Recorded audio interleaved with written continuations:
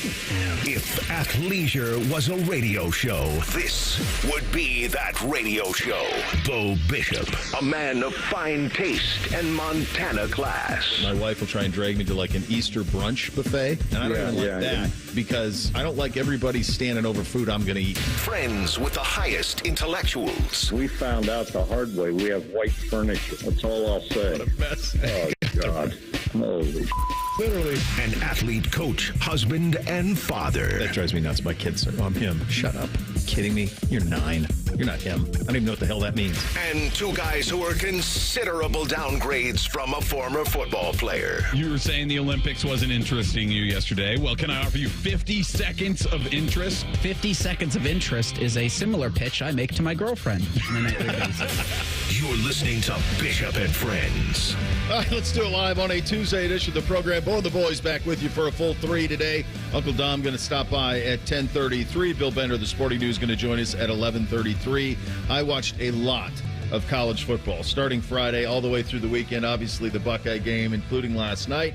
For the longest, I'm thinking this has got to be the first time, probably since Beamsy started playing football, that I didn't at least have 2 football games on a Saturday. And for the most part, Bootsy is now in 3rd grade. So since he's in kindergarten, for the last 3 years, I've had 3 football games every Saturday. So oftentimes I would either have to DVR an Ohio State game or DVR and catch up. Their games are typically morning, mid-morning. So I'd be able to catch up a little bit as it went along. But NBC in 5th and 6th grade would oftentimes play at night. So I would miss a lot of stuff. Big Noon was nice. But if it was an afternoon or evening game, I'd have to DVR and find a way to catch up.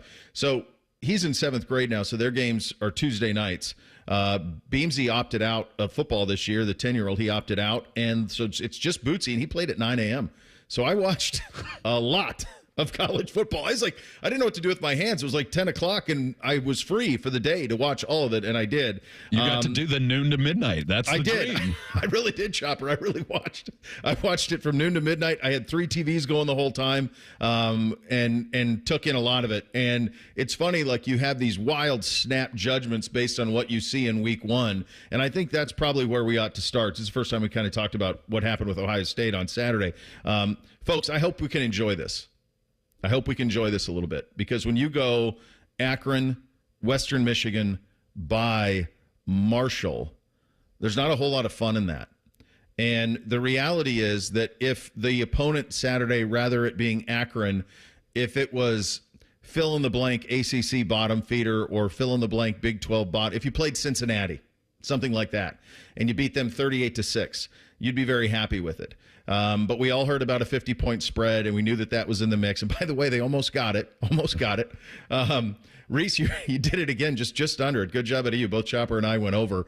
But there's this thing of perception and reality, and the perception would have been that if you would have played Cincinnati and won 41-6, you'd probably be very happy with it. But 52-6 with Akron, it wasn't even really about the score. And we talk oftentimes about a bottom line game, right? This satisfied the bottom line in a very big way, because if you watched a lot of the national college football, whether it was the halftime shows or the post-game shows, they were lauding the Buckeyes' absolute dominance of Akron with that 52-6 score, and it was about Jeremiah Smith, and it was about how dominant the defense looked, and it was about Will Howard and all of those things. But in the moment, watching Ohio State Akron, especially in the first quarter, for example, the 10-year-old and 8-year-old, we suck, we can't beat Akron. Like that was their whole, I'm like, just settle down. It's all going to be fine. Did anybody have them going 3 and out on the first series? No, I'm sure none of us had them doing that. I think sometimes we view Ohio State like you play the video game. We've talked a lot about the video game since it's been out for 45 days or so, and we kind of take it that way. And when you're really good at the game and you're playing a team with a team like Ohio State and you're playing Akron, it's 8 and 10 yards a clip. Well, this isn't. This is reality. And the reality is they have players too, and they were geared up for it, and their front was pretty decent. And Ohio State's operation was a little clunky. Was it disappointing that they got 2 out of 3 fourth down conversions? Yeah, because you'd like to see a drive stop. And in the back of my head, probably like in the back of all of yours, you're thinking, man, cover the 50. Let's go, boys. Let's get to the point where or 48, I think is what it ended up being. Let's make sure we cover that. For me, I think 2 things jump out. Number one, I hope we all enjoy this first month. despite this being just lopsided. I hope we enjoy the absurd amount of talent on this roster, because it is. It's an absurd amount of talent. And so that's kind of the big thing. But then the secondary thing, and this was really the only thing I was interested in on Saturday, because, you're talking 48-point spread here, 7 touchdowns. I just wanted to see Will Howard operate. I just wanted to see him in this offense. His stats were honestly a little misleading. He was better than 17 to 28. There were at least 4 drops, right? He started 0 for 4, too, just being shaky on those first couple of drives. And then, so it's really 7 of 24 once he hit a complete, or 17 of 24 once he hit a completion. Well, he had 3 or 4 drops in there. Jeremiah dropped that quick screen right away, which may have gone to the barn right out of the gates. And so there were 3 or 4 drops there in that first quarter, and then he really got humming. It's Akron. I get it. There's separation from receivers. I think they were probably very vanilla in terms of what they were doing offensively, but he is decisive with the ball. His arm strength is plenty good, and his accuracy is a real one.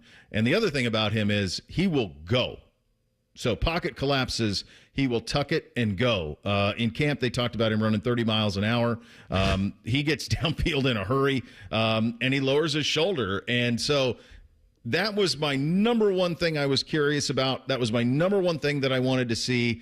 What does he look like running the operation? 17 to 28, 228, 3 touchdowns. Not really probably a true portrayal of what he was. You mentioned 0 and 4 to start. If he has the 3 drops back, you're looking at 20 at 28 and 280, something like that. So it's one of those things where he was a very clean operator, very decisive, true leader. And then when you get Devin late, and again, he's pressing a little bit, but you see the accuracy difference that are there between the two of them. So when I think of this game on Saturday and this Buckeye debut, I think of Will Howard. I think of kind of, all right, we're good at quarterback, because that's how I felt coming out of it. The rest of the stuff, Jeremiah Smith we've been telling you about him, everybody has for months. I think the run game will get going. I think it's probably just a little clunky up front in terms of the yards, like Quinshawn, 13 for 55. That'll get better as it goes along. Travion had a lot of juice to his legs. I thought that was really important. He really burst. So I think that's really important. You're starting to see the depth there. I thought Peoples had some good get up and go too. So really deep at running back. I thought it was really cool that Cody Simon obviously didn't play. That was largely precautionary. And all of a sudden, Sonny goes to middle and plays Mike and did a really good job there. So there was a lot to take from it. At one point, I felt honestly just sad for the Akron quarterbacks. I just felt bad for them. I didn't know if they were going to get out of it alive. It was almost malfeasance. It's coaching malpractice, what Joe Moorhead did to Ben Finley. God. He was pointing to his ribs consistently. I mean, on the video game, they have this graphic that comes up when one of your guys gets a hit, and it shows all of the places they're ailing, and the colors are yellow, orange, red is the worst. And then it's if you keep him in, there is a high risk that you will lose him for the season. High risk. He was all red in his torso from the first quarter. The first play was when he got slammed to the ground and went into the locker room, and then he came back in. He was just battered. I mean, they could not block it. The pressure was just immense on him. But I thought overall pretty satisfying. Maybe not as quick a start, kind of clunky, but I get that too. I mean, they've been practicing against each other for all of this time, and they're like all of us. They're eager to get going. Gary Danielson had a very funny line on the Jeremiah Smith drop on the first possession where he said, that's probably the first pass he's dropped since the 6th grade. And I said, that's probably true. It's a good line out of Danielson. So it's satisfying. But the reality is there's going to be more like this before you get a true test. And if you watched Michigan State on Friday night, it ain't going to come then. But Iowa's going to be a test here. And then I think Oregon's a little deceiving when that final score is a little deceiving to the way that they moved it.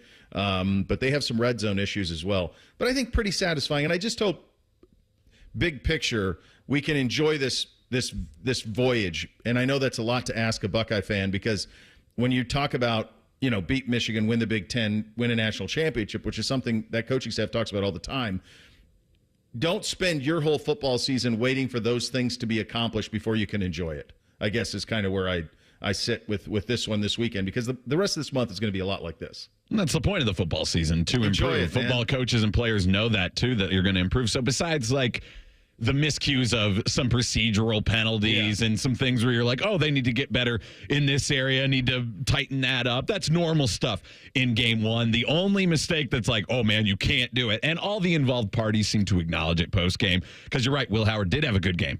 except for that one decision he made at the end of the first half. Because against Akron, it's still 17-3, but it's not really a big deal against Akron. Do that against Oregon or Penn State or Iowa or Michigan. That's right. That's going to be a big deal. I remember, don't recover it, especially. Back to, and I forget the game it was, but I remember a comment made by C.J. Stroud afterwards. I think it was a MAC opponent, and that he said he made a real bonehead play, and he said he got greedy with it. And I think that resulted in a turnover. Fortunately for Will Howard, the oopsie-daisy to Travion did not result in a turnover, but even CJ admitted then, he's like, yeah, I kind of got a little greedy with it, and maybe that's Will Howard trying to be a superhero. Now, let's see what happens here. I think it's human nature. It won't against Oregon. No, and it won't Reggie Bush did it against Texas, so. He did, yeah. I think it's human nature. Like, they see, what did it end up with, 48.5? It's start of the week, it was at 50. It went down to, I think, 48.5 by the time we picked it on Friday. They see it, right? I'm sure they looked up and went, wait a second, what is the score? We're up 7-3 after one? We're up 17-3 at half? Why are we settling for field goals? We're Ohio State. In fact, I think when I picked the game, I think I picked it 56. I think you specifically said there will be no field goals. There will be no field goals. Like, Ohio State's not going to kick a field goal. I think I said that directly. And then they kicked one. Well, they feel the same way that we do. They're not dummies. They read. They understand it. And I think what happened a little bit in the game on Saturday was kind of pressing to try to get up 28-0 at half. We all want that bing, bong, bong, you're fired at offense right out of the gates, just go right down the field. And the reality is that it just took a while for that to get going. And then once it did, then you were on to things, and it was overwhelming, obviously, in the second half. I do think it was noteworthy that Ryan kept the ones in the fourth quarter, because at one point one of the boys said, man, why are they still in? And I'm like, he wants it to end the way he wants it to end. He wants them heading into another game week feeling good about themselves. He wanted one more dominant drive. I had two more thoughts, too, along your lines of, like, I hope we can enjoy this. And one of them was, last year we had the mantra of, like, well, you got to change your Buckeye algebra because of how good the defense was playing and some of the issues that we saw on the offense, that they aren't going to be quite as wide of margins, but it's going to be really low scoring from the other team most of these weeks because of the way the defense is playing. This year, especially with these first 3 weeks, but also a lot of the other opponents out of there, because we see spreads in the 30s constantly with other Big Ten opponents. Not the best ones, but that's only 3 or 4 of them on the schedule in any given year. So you have to open yourself up to the fact that the Buckeyes, because they have the better talent, are going to dominate probably like one quarter of it. And it might be split over 2 quarters, but like a 15-minute of game time. Yeah. And you don't know when it's going to come. It might come in the first quarter, and then you're up 21-0 at the end of one, and you feel like, oh, we can cruise to it.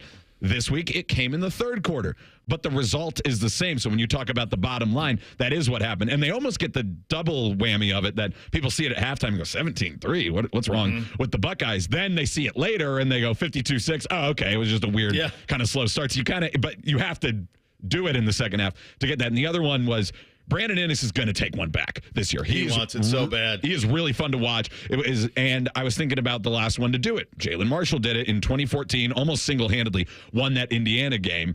And I remember that being exciting when it happened. Yeah. Can you imagine needing a punt return to beat Indiana and what Twitter and Buckeye fandom would be like? And that was just 10 years ago. So just enjoy it. Sometimes it's fun to play a big competitive game and need big plays to win it. Not against a MAC opponent, but it's going to be okay if that's a scenario in a game where you're not expecting this year.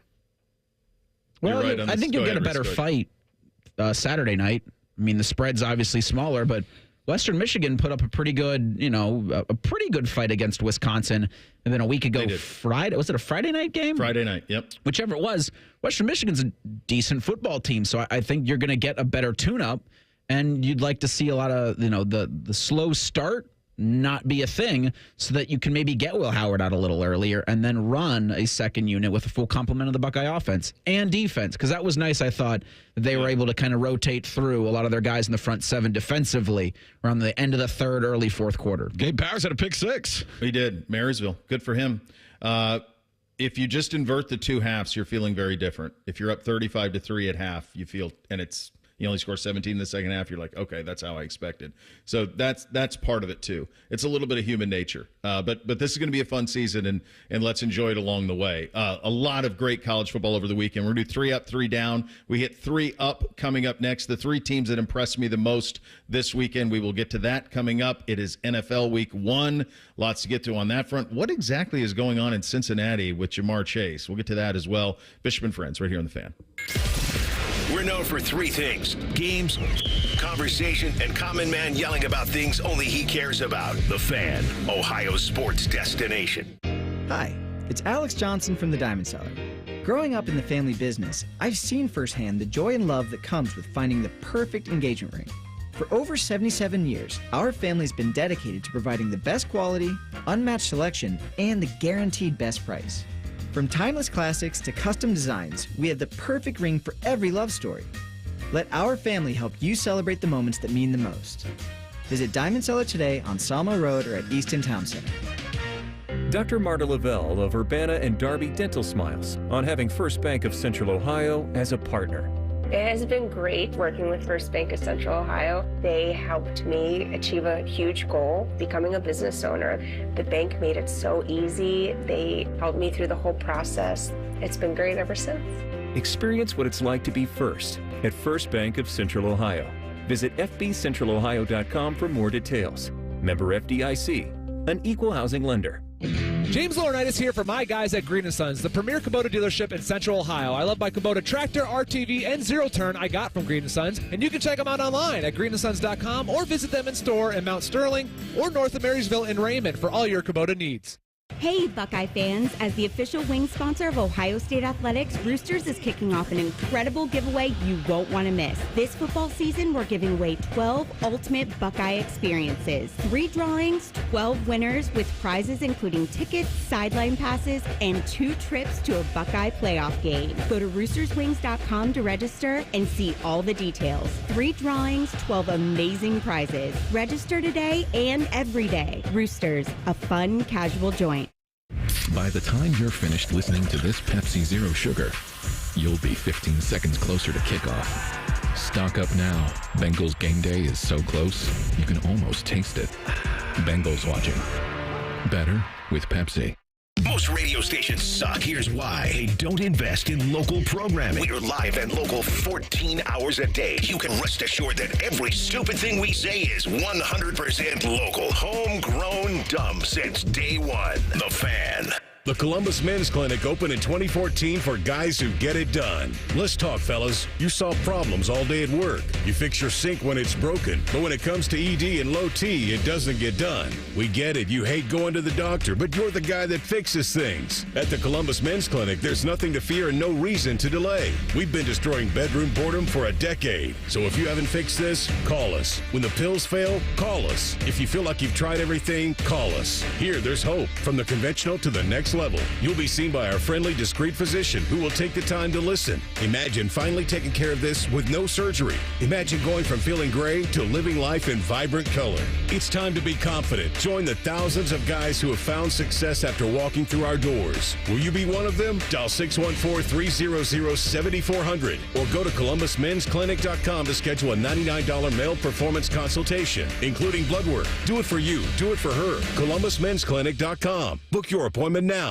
Who does Joe Biden have to thank for backing his extreme liberal agenda? I want to thank my buddy Sherrod Brown. Sherrod Brown backed Biden, voting to let transgender biological men participate in women's sports, and supported allowing puberty blockers and even sex change surgeries for minor children. My buddy Sherrod Brown. And Brown backed Bidenomics, reckless Washington spending and inflation causing prices to soar, groceries up 22%, electricity up 32%, gas up 50%. The Brown-Biden price increases are smothering hardworking Ohio families. Their extreme liberal policies are hurting Ohio. And who's to thank for this mess? I want to thank my buddy Sherrod Brown. Biden's buddy, Sherrod Brown. Way too liberal for Ohio. Vote no.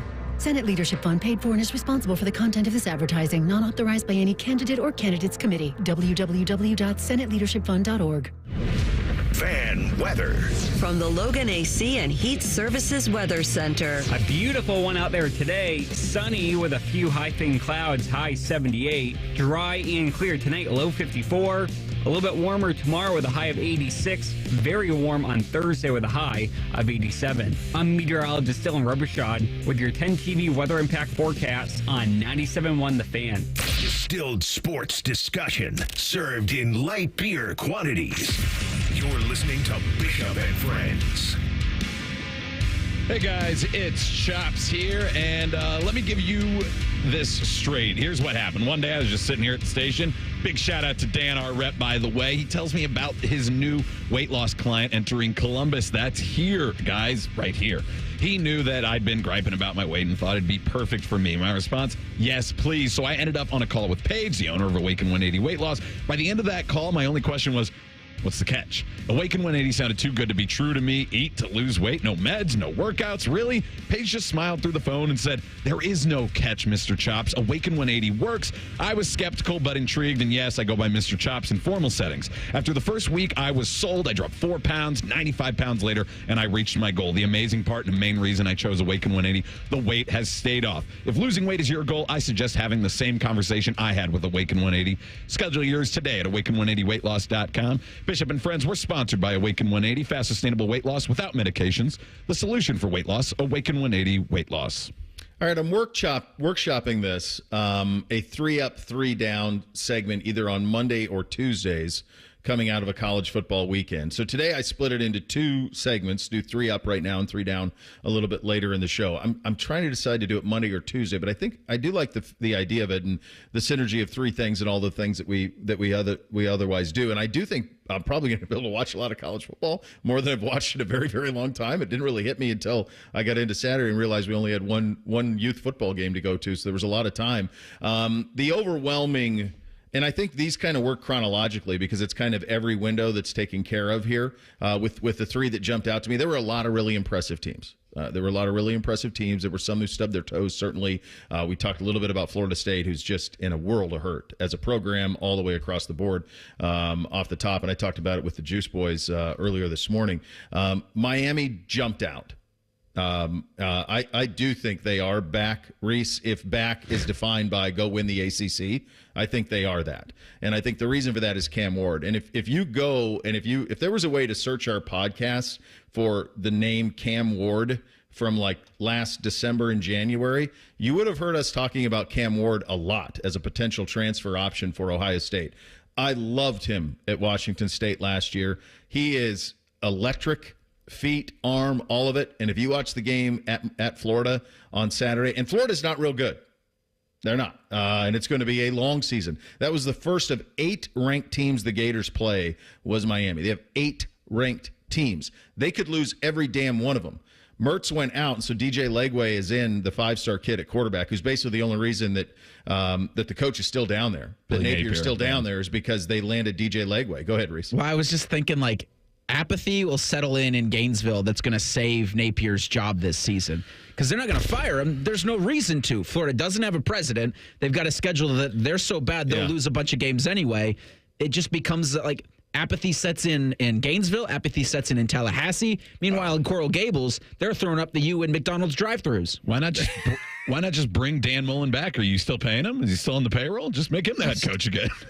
You see, he was retweeting some stuff. I did. He was. I was talking to a buddy of mine who's a Gator guy, and over the weekend we were texting, and I said, "So why did I could just get this straight? Did you guys fire Dan Mullen because of the recruiting press conference?" Yes, I think he was like on a string of New Year's Six Bowls before that, and they won 10 games. This is Bo Pelini at Florida. That's what's happening right now, I think. Yeah, I think you're right. Like, no, he was not going to catch Kirby. He's not going to catch Kirby, but he's a hell of a lot better than everything you've had other than Urban and Spurrier, and they sent him packing. So Miami looks really good to me. I think Cam Ward is going to be electric. I think he could win ACC Player of the Year. I think I'd be shocked if they don't have a mammoth season with him. Yeah. The next one is Notre Dame. I retweeted the image of Marcus getting his team fired up before the game. This is why I thought this one was so big, was Notre Dame at College Station Saturday night. Guys, they beat Texas A&M at their own game. They ran it right down their throat. Riley Leonard is tough, and they won the line of scrimmage battle despite having young kids starting on the line in a place that's as hard a place as you can play, 108,000, whatever they got down there. That place is like a castle, Coliseum, and they were more physical, and they punched them in the mouth. They're going, man. Notre Dame is going. That was a signature win for Marcus in the Devil's Den, and they beat him at their own game, fellas. Safe to say I'm no longer concerned about Riley Leonard's ankle. I mean, it could get re-injured. Anything could happen in that sense, but it looks like that was just we're just cleaning some stuff up in the offseason, and he should be good to go, and he was good to go. But you're right. It was like 6 combined starts between the 5 starting offensive linemen for Notre Dame, and A&M is finally trying to cash in at least whoever's left, and there are still good players left on that defensive line group that was in that number 1 ranked class a few years ago. And so everybody thought, oh, well, they're going to get a tremendous push on them defensively. A&M was. They didn't. And Notre Dame was able to impose their will as the game went on. They've got real issues on offense. A&M does. Wegman, not the guy, not going to get that solved for him, at least not the way he played on Saturday night. Maybe he can play a little bit better. Maybe he'll need some of that magician work that he saw during College Game Day that they played. But, yeah, Notre Dame looked really impressive, and they're going to be a big storyline this year. All I'll say is somebody I know was looking at their TikTok and was like, man, Marcus Freeman really is a good-looking guy. Why are his pants so tight? It might have been me. Why are his pants so tight? I think I've said it on this show repeatedly. Most attractive man in football. He is, yeah. That is a big win for him, fellas. Big win. And then the last one for 3 up was USC. So they, coming into this Big Ten in the last 3 months, they've been an afterthought. And our buddy Paul Feinbaum has talked about Lincoln Riley, the fraud, and all of these things that he's done at USC. Neutral field, but it was not neutral. That was all Bayou Bengals in that stadium in Las Vegas on Sunday night. It felt like it was 80%. Louisiana's way closer to Vegas than L.A. Right. I was trying to explain to the boys, I'm like, well, that, boys, is the best example I can give you of give a damn. That people from Baton Rouge all invaded Vegas, and there was hardly any USC people there. But, by the way, I think both those teams are pretty good. I think LSU is pretty good, too. I think both defenses got better than I expected from last year. Yeah. They got weapons. Both teams have weapons. But that was a really cool last drive for Lincoln Riley and Miller Moss and USC to kind of methodically go down the field, not panic. They end up winning it on basically a walk-off touchdown. But I was really impressed. They needed it. Lincoln needed it. USC needed it. Remember, that's a game they didn't want to play. And then they got them. So that was another one. There's a lot of impressive teams, but those are the 3 that I thought had kind of big signature wins recently. Just to your stock up teams, the AP Top 25, that poll's coming out around noon today. It was obviously a day because poll voters weren't laboring on Monday. No. Brett McMurphy's got his mock out, and there's going to be probably some differences between what McMuffin has and what the AP voters collectively are going to have, but he's got Miami at 7, Notre Dame at 8, USC at 9 this week. You want to know where Florida State and Texas A&M are? They aren't. No. I think that was a big win for us. I think all 3 of those programs, those are historic programs. Miami, Notre Dame, USC, all of them needed it in varying degrees, and all of them got it. If I had to pick the one that was the most impressive, it was probably Notre Dame going down there and just out-physicaling A&M in the Lions' Den. But all 3 of those had just monster wins. Go ahead, Sean. I just wanted to say, during the break, Bo, I want you to look into something because I don't think we properly did this. You talked about Florida State and their schedule. You talked about USC, and, okay, they look like they could be the real deal again this year. Look at Washington's schedule in the break. Why don't you come back with that? Washington Huskies? Mm-hmm. Okay, all right. I'll look at that, and we'll try to figure out what's going on with Jamar Chase in Cincinnati. Bishop and Friends, right here on The Fan. An encyclopedic knowledge of sports and other random things you may or may not care about. I think I found my mentor. Rockman and Ice. Weekdays from noon to 3. The Fan. Need inspiration? Shop Kroger for over 30,000 mouth-watering choices with savings beyond low prices, like digital coupons worth over $600 each week and up to $1 off per gallon at the pump. More savings and more inspiring flavors make Kroger worth it every time. Kroger, fresh for everyone. Fuel restrictions apply. Save big on USDA Choice Bone-In Ribeye Steaks. On sale now for $8.99 a pound in the family pack with your card and digital coupon. Limit 5. Kroger, fresh for everyone. Come into your local AAA Car Care Plus and save $80 on select sets of 4 Nokian tires. Only at AAA Car Care Plus locations. And on the plus side, AAA members save more. Offer ends September 14th. See store for details. More and more people are falling into problem gambling. Mary Haven's experts offer comprehensive care. You and your loved ones can count on mental, emotional, and financial guidance. Confidential and judgment-free. Go to maryhaven.com today. August may seem like the end of summer. It also means the beginning of a lot of things, like back to school, festivals, football. At Buckeye Lake Marina, it means the August savings days are upon us. Get huge discounts on all of the new and used boats that they didn't sell. Every pontoon, tri-toon, sport boats, even fishing boats are ready for you. Save thousands on demo models that have been used all summer to show off amazing features. Some have never even been in the water. Take advantage of the August savings days at Buckeye Lake Marina. Their summer hours continue through the entire month of August. Visit BuckeyeLakeMarina.com for details.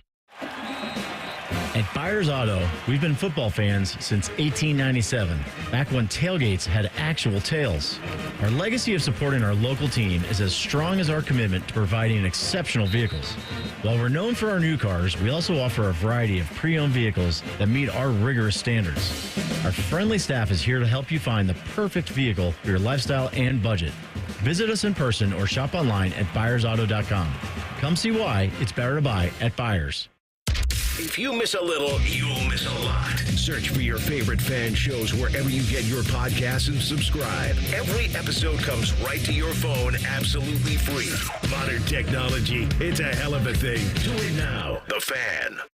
Hey, welcome to IKEA's complete sleep event. Don't miss dreamy offers on sleep essentials. I've tried counting sheep, but keep losing track. We've got you. IKEA family members save 15% off your purchase of $300 or more on select sleep comfort items. Check out comforters, pillows, and mattresses for all sleep styles, and so much more. Ooh, can't wait. You shouldn't. Go to IKEA-USA.com/bettersleep or visit your local store today. Offer valid August 7th through September 10th, U.S. only. See store and IKEA-USA.com for full details and eligible items. Restrictions apply.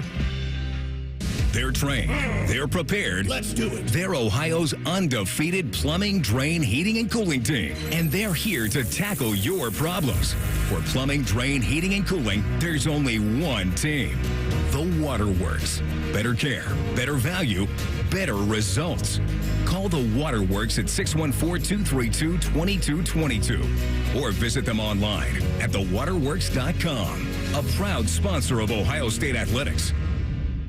This week, find hot deals in one stop at Meijer. Shop select bulk apples for $1.49 per pound. Fresh from Meijer family pack chicken thighs for $1.29 per pound. And select General Mills cereal for $1.99. Plus, earn M-Perks points every time you shop for groceries, apparel, and at the pump. You even earn points at the Meijer Pharmacy. So schedule your flu shot today. Available now. Meijer has all you need in just one stop. And the same low Meijer prices in-store and online. Exclusions apply. See all deals in-store or in the Meijer app.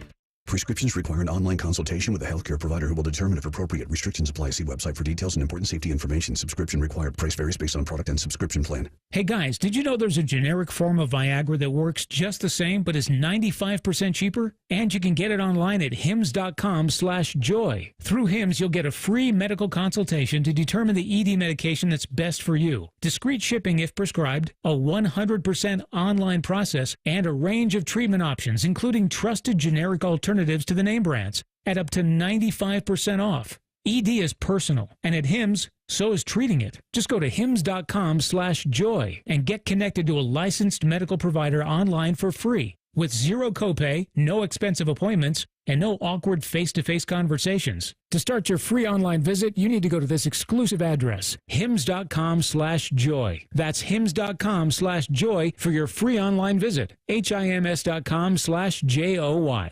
Bishop and Friends is sponsored by Awaken 180 Weight Loss. Fast, sustainable weight loss without medications. The solution for weight loss. Awaken 180 Weight Loss. What's up? What's up, man? What's up with you? Sponsored by High Bank Distillery, home of the best blended whiskey in America. Grab a bottle or dine in at their 2 restaurant locations in Grandview and Gahanna. Drink local, drink High Bank. All right, to pay off on the tease, we will do the Bengals stuff with Jamar Chase, but you asked me to look up Washington Huskies' schedule for this year. So they beat Weber State in the opener. They've got Eastern Michigan next, and then they've got rivalry game with Washington State, then Northwestern and Rutgers, and then it gets quite honestly, pretty nuts. And Rutgers, by the way, could be more than decent. Every Big Ten team but the Buckeyes, basically. It really is, yeah. So it's Michigan, Iowa, Indiana, USC, Penn State, UCLA, Oregon is the stretch. So they've got 5 ranked teams ahead of them on the schedule. And if you look at it, too, from the Rutgers one, that's 4 East Coast trips in that last 7 games or so. So they're at Piscataway, at home to Michigan, at Iowa, at Bloomington. Oh, my gosh. Home for USC, at State College. Yeah. Oh, my God. It is rough for them. That's brutal. That's brutal. That is the Florida version of the Big Ten. That is, yeah. Your point is well made that is the Florida version of that. I don't know how equipped they'll be on that. I'll be honest, of the games. I watched a lot of football. I did not see them against Weber State on Saturday.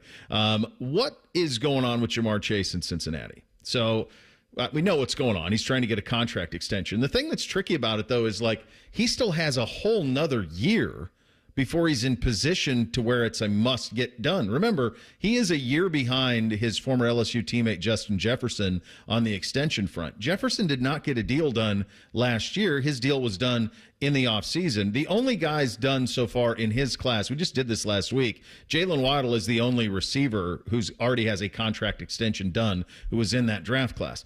Waddle, though, it wasn't an imperative of him. It was not critical for him to reset the market at the receiver position. Jamar Chase wants to reset the market at the receiver position. The report last week from Ian Rappaport was that he would settle for $1 more than Justin Jefferson. So it's all like I just don't get it. Being pushed by a competitiveness with Jefferson.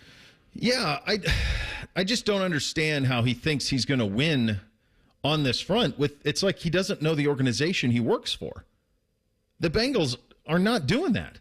Like Mike Brown is not playing that game. You remember last year Mike Brown with Burrow where he drove the golf cart and had Burrow come talk to him on the side? Like Mike Brown is old school, man. He's not redoing that deal right now. He doesn't want to set that precedent. He's not going to pay you $1 more. If you go have an 1,800-yard season and 16 touchdowns, I'm sure they'll be happy to reset the market. But they're not doing that now. It seems like such a waste of time for Jamar Chase, and there's not going to be any give back in his way. I see no win for him in this. No, because the only leverage he has left, because the Bengals clearly don't want to move on it, is just straight up sitting out, and that just kind of becomes obviously a detriment to the team, but probably a detriment to yourself.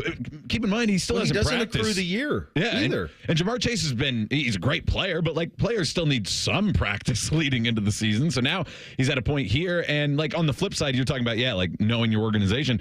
I can't think of great evidence of holdouts that did work with the Bengals. Like you get it from Ayuk and Trent Brown out in San Francisco, because that has been the MO. Is Trent Williams? Trent Williams. Sorry. Yeah. Those guys they have guys that have held out, and then they eventually have gotten it done. It took deep into training camp, but you've seen that from their front office and the Shanahan regime. We've never seen that from the Bengals, at least not by my account. Do you guys remember any famous holdout from the Bengals that got it at least? I'm sure we have one wrong, but even on Ayuk, like he signed the deal that the Niners offered initially.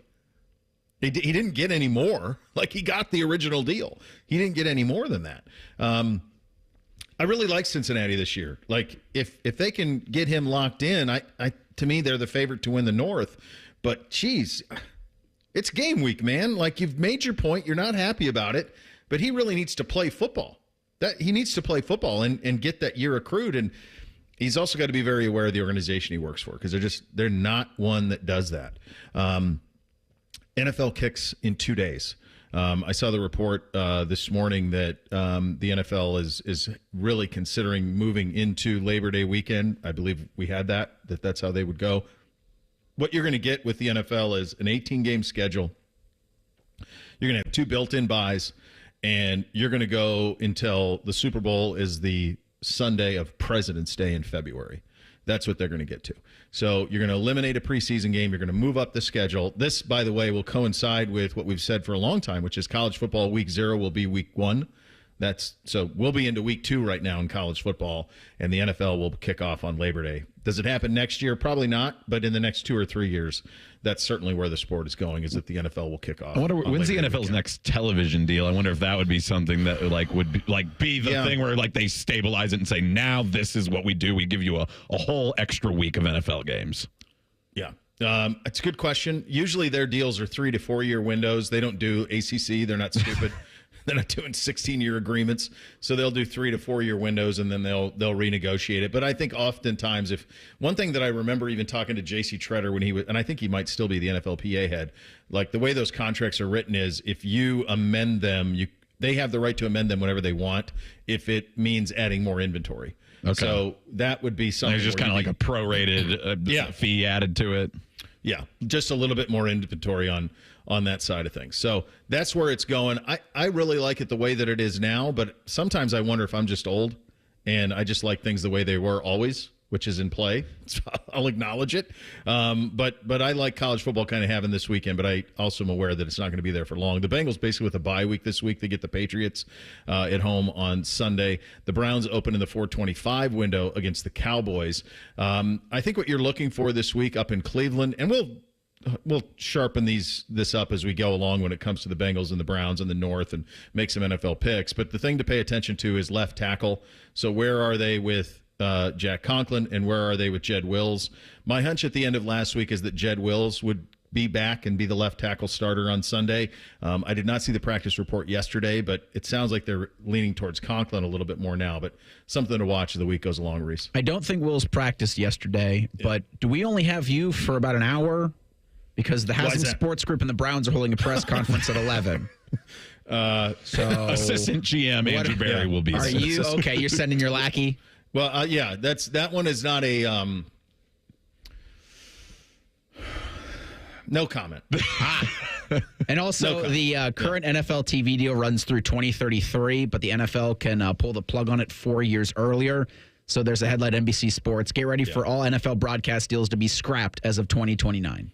Yeah, so they'll run this out, and then you're going to get your 18-gamer, you're going to get your Labor Day start. That's pretty close to college football, and I think college football just be proactive and play week 1 and week 0, have last weekend be week 2, and away that you go. That's probably the way to do it. The NFL is playing all the hits this weekend, kids. When you think about the games that are taking place, I mean, to open the season on Thursday Night Football and give you what they're giving you with Ravens and Chiefs, and then on Friday the Packers and Eagles. That's down in Sao Paulo. Did you guys see some of the comments from Packers, some of the Packers players on basically they're treating it almost like a COVID game? And I told you that this summer when it was possible that the Browns are going to play in that game. Like, you cannot leave your hotel.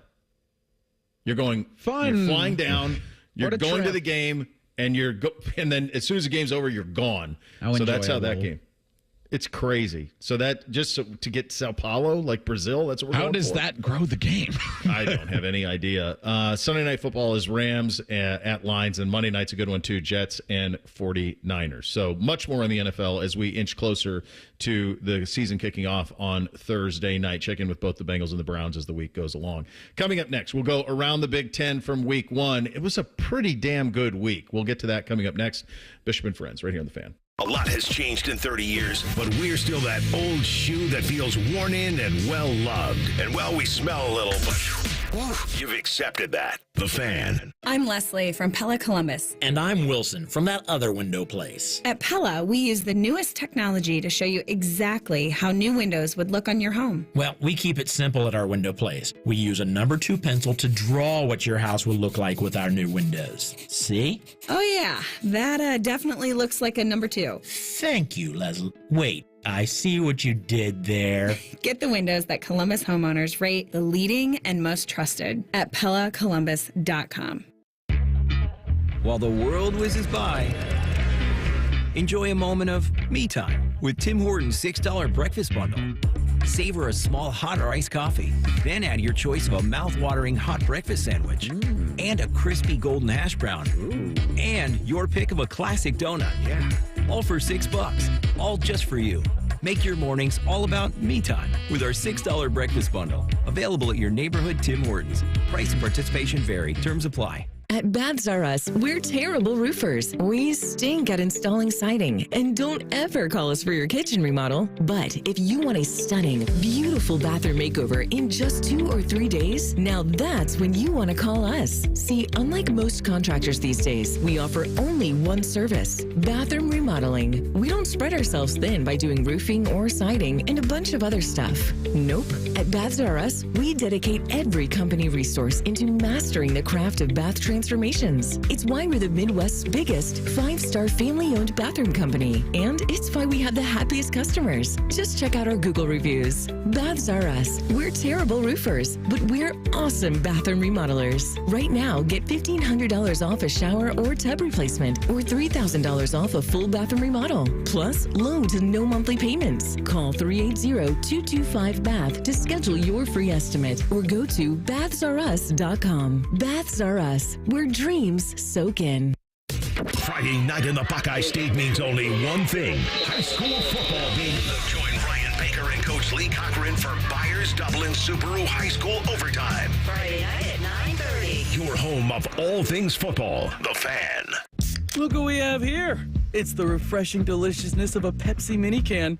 It's the perfect complement to any meal. The dash of indulgence your day was dreaming of. The sip that'll have you singing Pepsi. Nope, not again, Steve. Let's take a cue from the Pepsi mini can and pack all that awesomeness you're feeling into a much smaller treat for everyone. Deal? So, big awesomeness, smaller size. I think I've got just the thing. Pepsi mini can. Mini can, big taste. How do people feel about getting Big Fitness Energy at Planet Fitness for $15 a month? They feel as thrilled as a kid the first summer they're tall enough to ride the roller coaster. That's right. When you join Planet Fitness right now, you get access to tons of equipment and free fitness training in a clean and spacious club. Don't wait. Join the judgment-free zone today for that all-day energy. Download the free Planet Fitness app and join today for $15 a month. Hurry. Deal ends September 12th. Join today for $15 a month. See Home Club for details. Warning, the following ZipRecruiter radio spot you are about to hear is going to be filled with F words. When you're hiring, we at ZipRecruiter know you can feel frustrated, forlorn even, like your efforts are futile, and you can spend a fortune trying to find fabulous people, only to get flooded with candidates who are just fine. Fortunately, ZipRecruiter figured out how to fix all of that. And right now, you can try ZipRecruiter for free at ZipRecruiter.com/free. With ZipRecruiter, you can forget your frustrations because we find the right people for your roles fast, which is our absolute favorite F word. In fact, 4 out of 5 employers who post on ZipRecruiter get a quality candidate within the first day. Fantastic. So, whether you need to hire 4, 40, or 400 people, get ready to meet first-rate talent. Just go to ZipRecruiter.com/free to try ZipRecruiter for free. Don't forget, that's ZipRecruiter.com/free. Finally, that's ZipRecruiter.com/free. Saturday is game day on The Fan. Sponsored by Riker Ford. Every game, every season, your home of the Buckeyes. The Fan. Our top men are working on everything except this show. This is Bishop and Friends.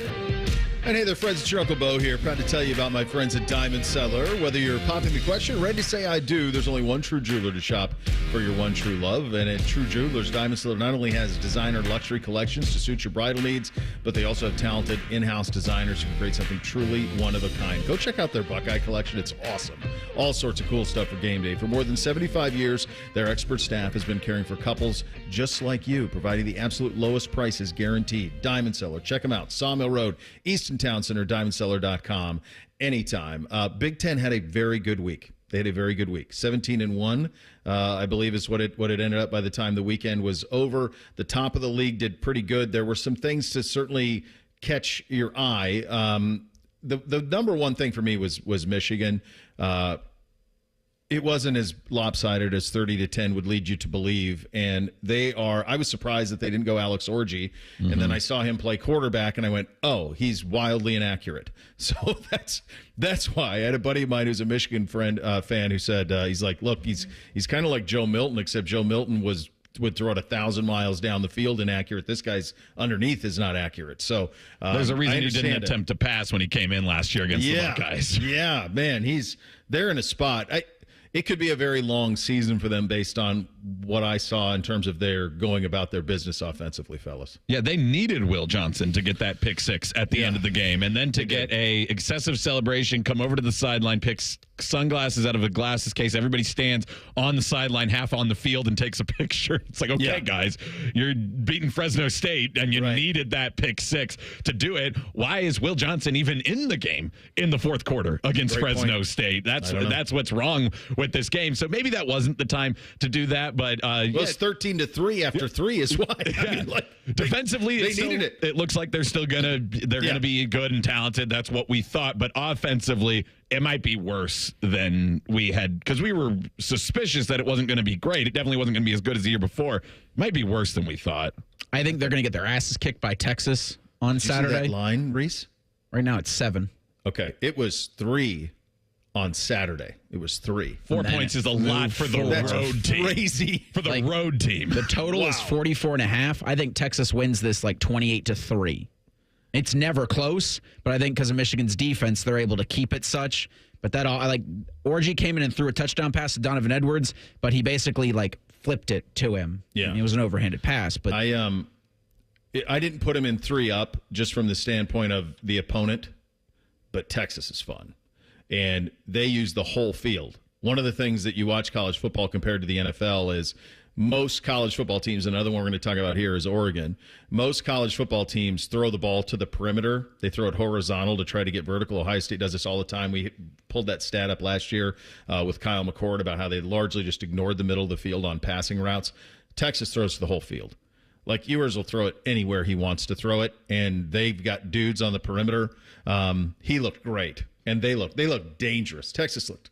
I mean, it's Colorado State, so grain of salt, but at the same time, they dominated. They could have named their score. I think the secret to Texas, too, was I think that who's ever in charge, boosters, athletic department, football staff, whatever it was, I think they sat down a few years ago and said, hey, Sark, we're going to stick with you. Your job right now, be as good as you can, but you are building towards this first year in the SEC. We cannot get punked our first year in the SEC. We need to make sure that we have a team that year. And by all accounts, it looks like that plan has worked out. Wow, can they hold on to it through the whole season? We'll see, but they looked good week 1. That's an incredible line shift, though, to go from 3 to 4 in 3 days. That's crazy. Give Penn State some flowers. Really sluggish start for them in Morgantown. It was a weird game. There was lightning, so weather was crazy. Halftime was 2.5 hours long. Yeah, they were delayed almost 3 hours. But they got it going in the second quarter. It was like a classic start. And in fact, I think at one point I even tweeted James Franklin, on 3rd and 8, just ran it off tackle to punt. I'm going, God, really? We're still doing this? But they did get going a little bit in the second half and really put it on West Virginia more than I thought they would, 34-12.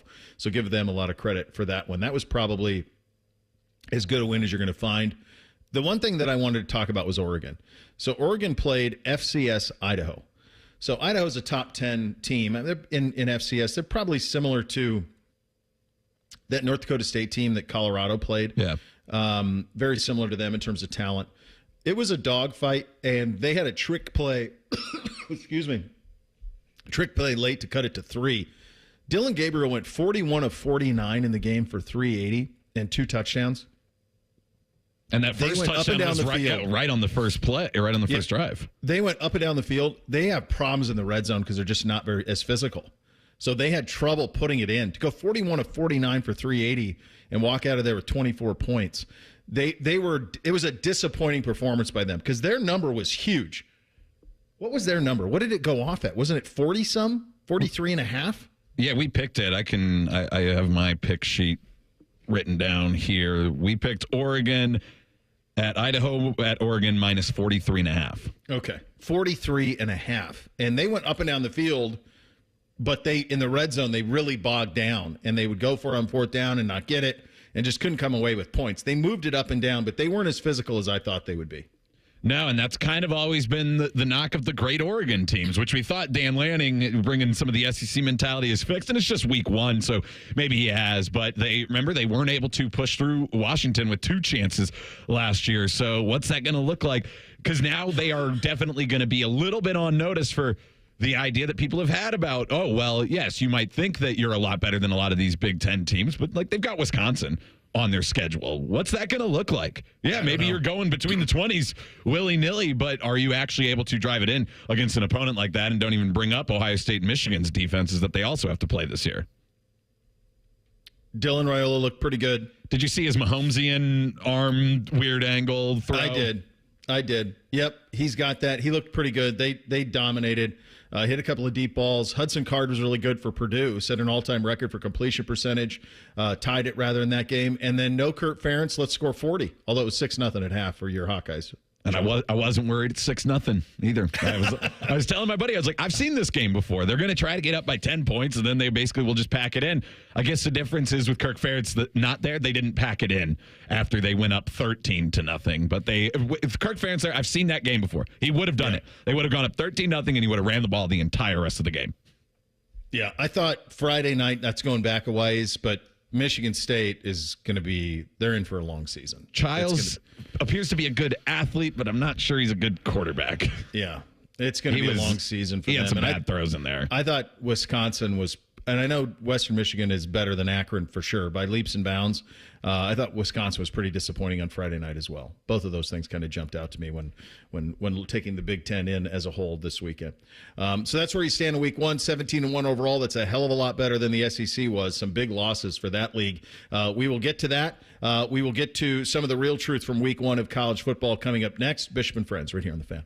An ex-jock and a very puffy, smooth-faced man. These are the first voices you should hear. Morning Juice. Your wake-up service. Weekday mornings from 6 to 9. The Fan. Men, you already know that as we age, low testosterone can cause many issues, including decreased energy, bad sleep, a lower sex drive, and more. And if you're like most men, getting treated for low T can truly change your life. But it's also important where you get treated, because your health matters, and a quality medical practice that has true expertise in men's sexual health can help you get the best outcome. This is Jeff for Tri-State Men's Health, the leader in treating low T and other men's sexual health issues in the area. And if you're feeling like I just described and haven't yet sought treatment, or if you're not satisfied with the treatment you're currently receiving, I'd invite you to call us. At Tri-State Men's Health, our expertise is men's sexual health. It's all we do. We've successfully treated thousands of men for low T, and we offer a true 5-star experience that is like no other. If you're like most men, you'll be astounded at our service and at the results of our treatments. So make an appointment today. Your initial visit is only $99 and includes blood work and a medical consult. And if you start on testosterone the day of your appointment, your visit is free. Call 800-900-9654 or go to tristatemenshealth.com.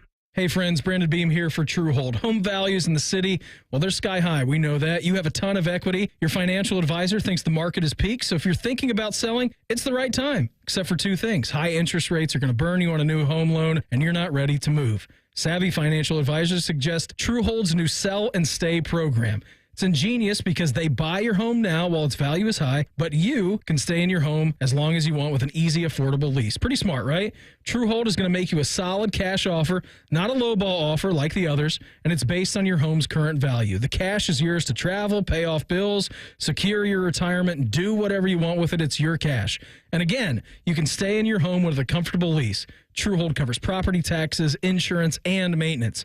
See how much TrueHold will pay for your home today. Call 1-855-300-9993 or visit TrueHold.com. The smarter, faster way to cash out on your home's value without moving. Again, that's TrueHold.com.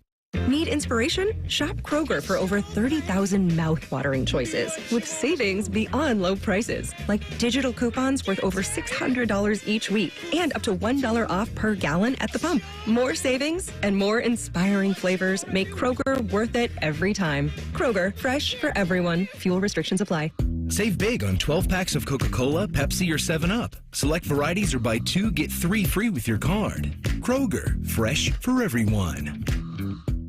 Individuals and businesses with tax problems, listen carefully. Do you feel like you're losing control of your finances? If you owe over $10,000 in back taxes or have unfiled tax returns, we can help you take back control. The IRS is the largest and most aggressive collection agency in the world, and they can seize your bank accounts, garnish your paycheck, close your business, and file criminal charges. Take control of your tax problem now by calling the experts at U.S. Tax Shield and take advantage of the Fresh Start program and new laws that may allow us to negotiate a settlement for the lowest amount possible. Our team of tax attorneys and enrolled agents can stop collections and get you protected so you can take control of your financial future. U.S. Tax Shield offers a price protection guaranteed quote to get you protected today. U.S. Tax Shield is A+ rated with the Better Business Bureau, so call now. 800-687-5192. That's 800-687-5192. U.S. Tax Shield. 800-687-5192. Broadcasting from the Lindsay Honda Studios. Honda makes the cars. Lindsay makes the difference. Visit lindsayhonda.com. WBNS-FM, HD1 Columbus. The Fan. Sports. Sports Center. Good morning. I'm Eric Reeser. Week 1 in the NFL begins on Thursday. The Ravens battle the Chiefs in KC. This coming Monday night, the Niners will host the Jets. San Francisco will reportedly have Trent Williams and Christian McCaffrey back for that one. Williams will end his holdout and sign an extension today, while McCaffrey's going to practice on Tuesday after missing camp with a calf injury. As for the Bengals, Cincinnati hosts New England Sunday at 1. Still unknown the status of Jamar Chase. The Bengals star wideout has not practiced this week as he wants a contract extension. In college football, number 2 Ohio State's a 38.5-point favorite hosting Western Michigan Saturday night at 7:30. Hear from head coach Ryan Day today at noon for his weekly press conference. He'll join Skip Mossett, Paul Keels, and Jim Lachey tonight around 6:35 for a special Tuesday edition of the Buckeye Roundtable. This update sponsored by BMI Federal Credit Union, your best credit union 6 years in a row, has 47 financial coaches to help you on your financial journey. Visit bmifcu.org/coach for more info. Your emails on the air, but we won't tell you where to send them. Hey, we're not doing all the work for you. This is Bishop and Friends. All right, coming up at 10:20, we'll give you our season-long picks for the college football season. We intended to do that on Friday, but the tragedy with Johnny Gaudreau and his brother Matthew kind of reshuffled the show a little bit there. So we will get those for you at 10:20. Let's hit the real truth right now.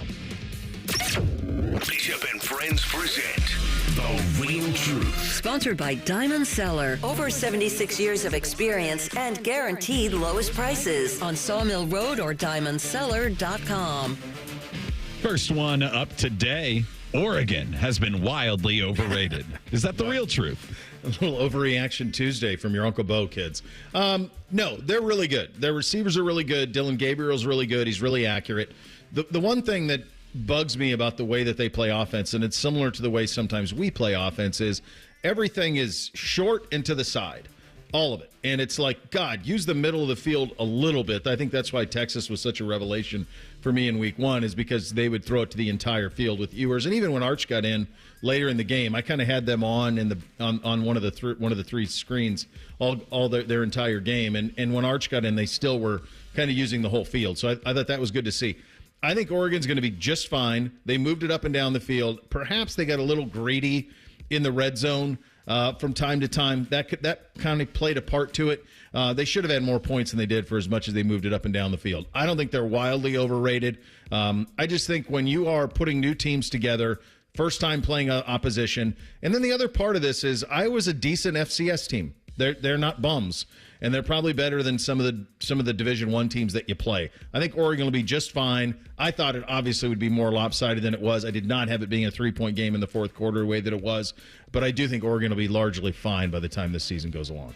Yeah, I don't think they're wildly overrated, and we'll figure out where everybody goes. We talk about the ratings aren't accurate. I mean, Florida State was number 10 coming into it, but I think Oregon is still one of these top teams, and maybe it evens out and they're more in the top 8 instead of the top 3 or 4 as the season goes on. But I still think they're a really good team, and they almost had like the wrong thing happen to them, from like a coaching standpoint for your players' mental makeup of like going into this game, because you come in, you're number 3, everybody's talking up Oregon, you go out there, boom, 3 and out by Idaho, you get the ball, you drive down the field, 11 plays, 71 yards. You're up 7-0. That was oh wow, that was easy. Hot knife through butter. We're the Oregon Ducks. And I wonder if that also affected the players from a mentality standpoint. And then they weren't able to turn it back on until they were really threatened when it went to 17-14 in the second half. And then they scored 10 straight points to close out the game. So to be able to respond and close out the game, good job. But you're going to have to show me more in some of your other tune-up games for me to say that, like, okay, that was just fluky week 1 stuff. But I think that could be the situation. I'll do it. It is the real truth. An overreaction Tuesday. Wow, what a disappointment Oregon was week 1, huh? Couldn't even beat Idaho by double digits. Until the end. What a bunch of bums. Dylan Gabriel, sit down, pal. We'll see you on October 5th, 12th. Unrelated, Reeser picked Oregon to be the top 10 team unranked by the end of the season. That's true, yeah. I was to go up and down the field and throw for nearly 400 yards and only miss on 7 throws and only get 24 points that's a strange one, for sure. Yeah, and it's a really weird one because sometimes when you get that, you go, okay, well, was he just check down guy? Not really. I mean, 7.8 average of an attempt, that's not bad, especially when you throw 49 passes. So, I mean, they were, they were throwing the ball and moving it, but They just got to get in the end zone. And we've known the woes of that over, certain seasons here at Ohio State, and it's frustrating. Notre Dame, they're making the 12-team playoff, and they will host a playoff game. Is that the real truth? Yeah, it is. They're real. They're really good up front, both sides of the ball. They can run it. If Riley Leonard stays upright, then you trust him. I loved it. I thought that was the most impressive win of the weekend, honestly, was to go into Texas A&M and win. That place was ready for them. They were keyed up. They were ready to go. They met them, and they beat them their own way, which I thought was so cool. Like, they just beat them physically in the trenches. They just ran it down their throat when the game got tight, and they tied the game at 13 in the second half of that game. So they just kind of just out Texas A&M what Texas A&M was trying to be. Here's the big reason it's the real truth. Northern Illinois, at Purdue, Miami, Ohio, Louisville, Stanford, Georgia Tech, Navy, Florida State, Virginia, Army, USC. If they don't go 11-1, Marcus, what the hell, man? Like, the schedule is cake. They're going to be, I think they're sitting there as the 5 or 6 seed for sure, hosting a first-round playoff game after because they don't play conference championship, so they're going to get that bye. That schedule leaves a lot to be wanting, but with USC at the end and what they did to impress us in week 1, we'll see what their jump is and if they're able to stay in that spot. But if they're in that kind of top 10 area at the end of the year and Notre Dame gets a chance to put an exclamation point on their season by beating a team like USC that everybody's been impressed with throughout the season, I think we are totally in play for Notre Dame to be in the top 4 and be that 5th seed because they can in their conference and get that, and possibly at 12-0, depending on how other conferences and people, cannibalizing each other shakes out. There's a real chance that we have a 12-0 number 1 Notre Dame, who's the 5th seed. And they might like that because then they'll get to play Memphis or whoever, Boise State. 5, yeah, for sure. And feed in to number, the 4 seed. Does that feed into the 4? Yeah. Yeah, so that could be like a Utah, something like that. Yeah. It is the real truth. Speaking of the overrated Oregon Ducks, they've got Boise State, I want to say Saturday at 10 o'clock. So we'll see on both of those fronts with Boise State and possibly being that at-large group of 5, and then Oregon if they can bounce back and maybe beat a team by double digits up until the last second of the game.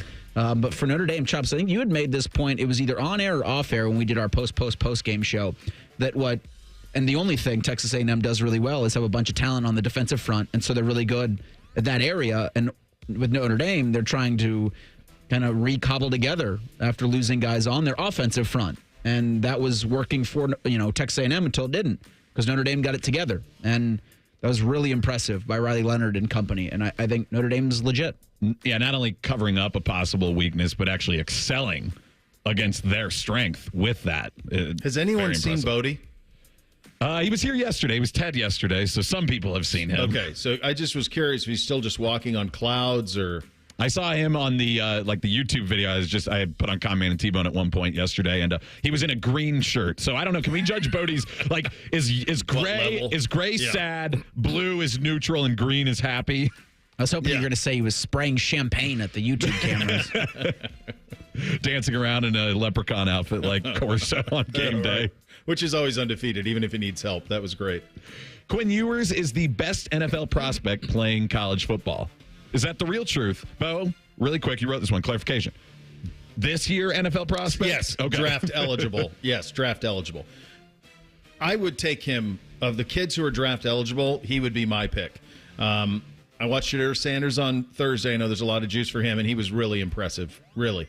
I think sometimes the distraction of Colorado takes away from how good he is. He's legit. Absolutely. I watched Carson Beck against Clemson.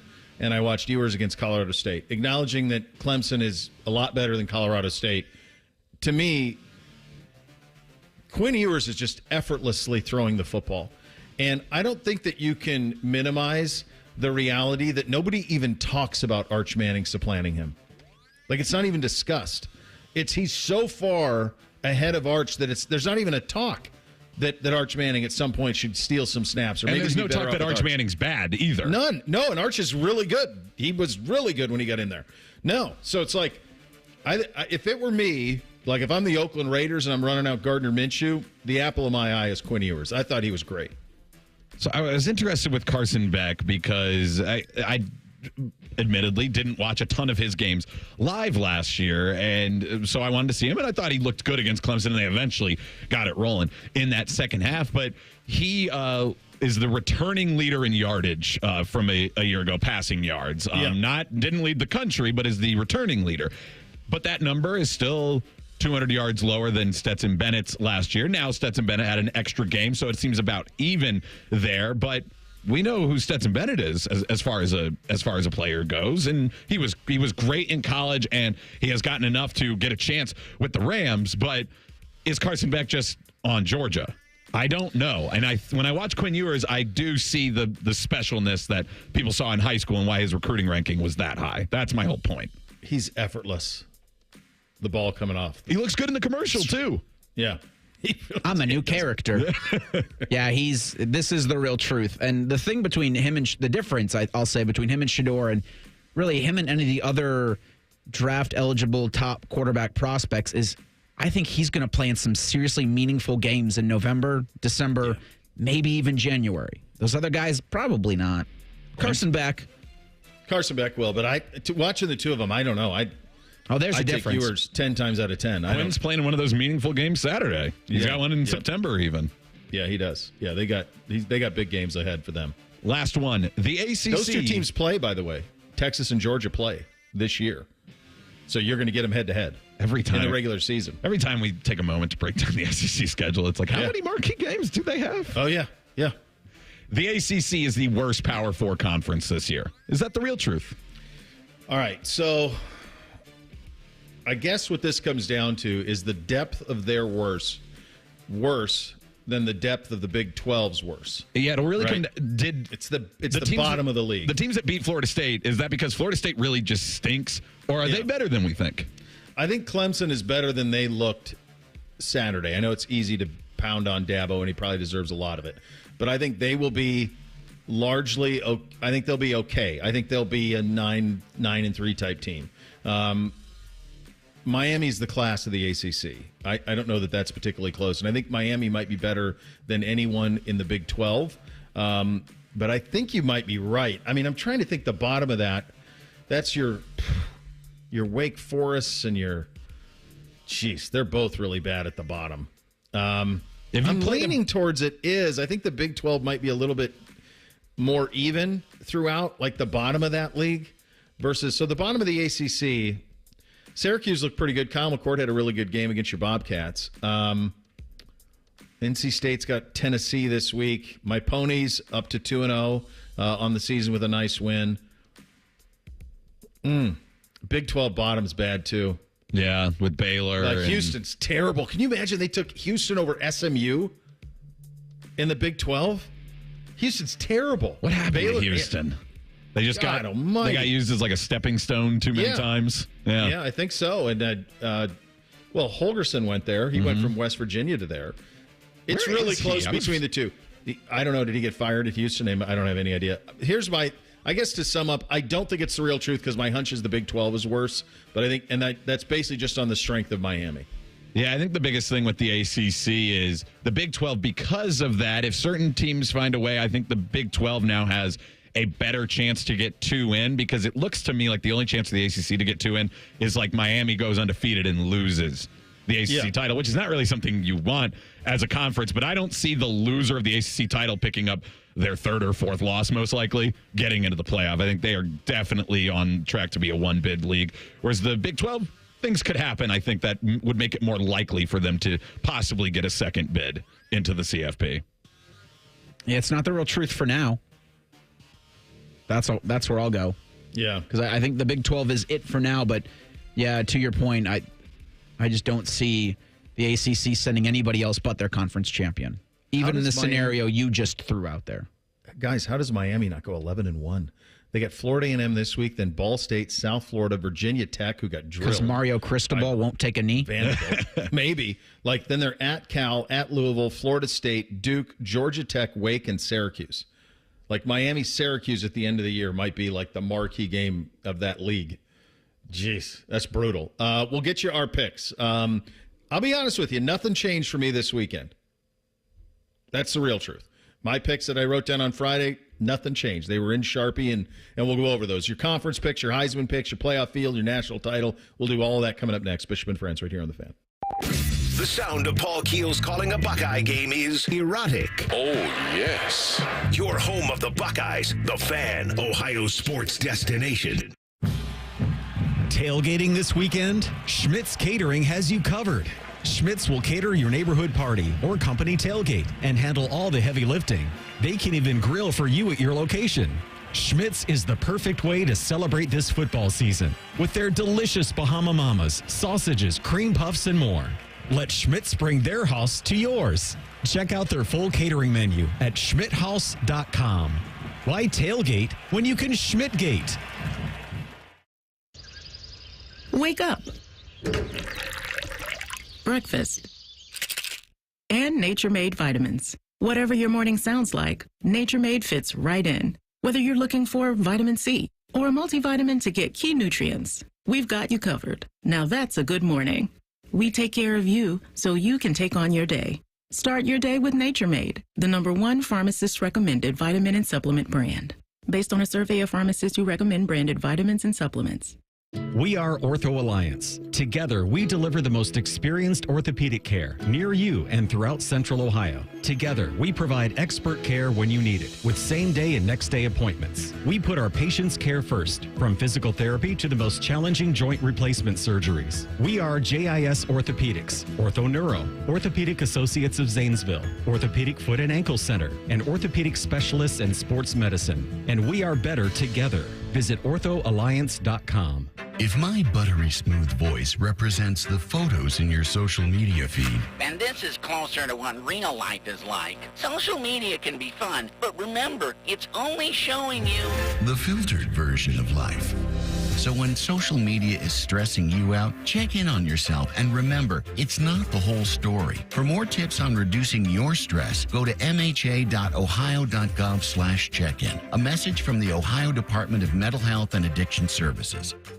Here at The Fan, we give you 14 hours of live and local programming every day. We care about you. We live and work in your community, except Bo Bishop. He won't tell us where the hell he is. Your live and local station, except Bo. The Fan. Hey, what's up? It's T-Bone. If you need a new roof, but you're not sure you can afford it, no problem. Right now, Able Roof is offering no payments, no interest until 2026 for qualified buyers. Yep, that's the same Able Roof that's been voted the #1 roofing company in Columbus by Consumer Choice Awards 22 years in a row.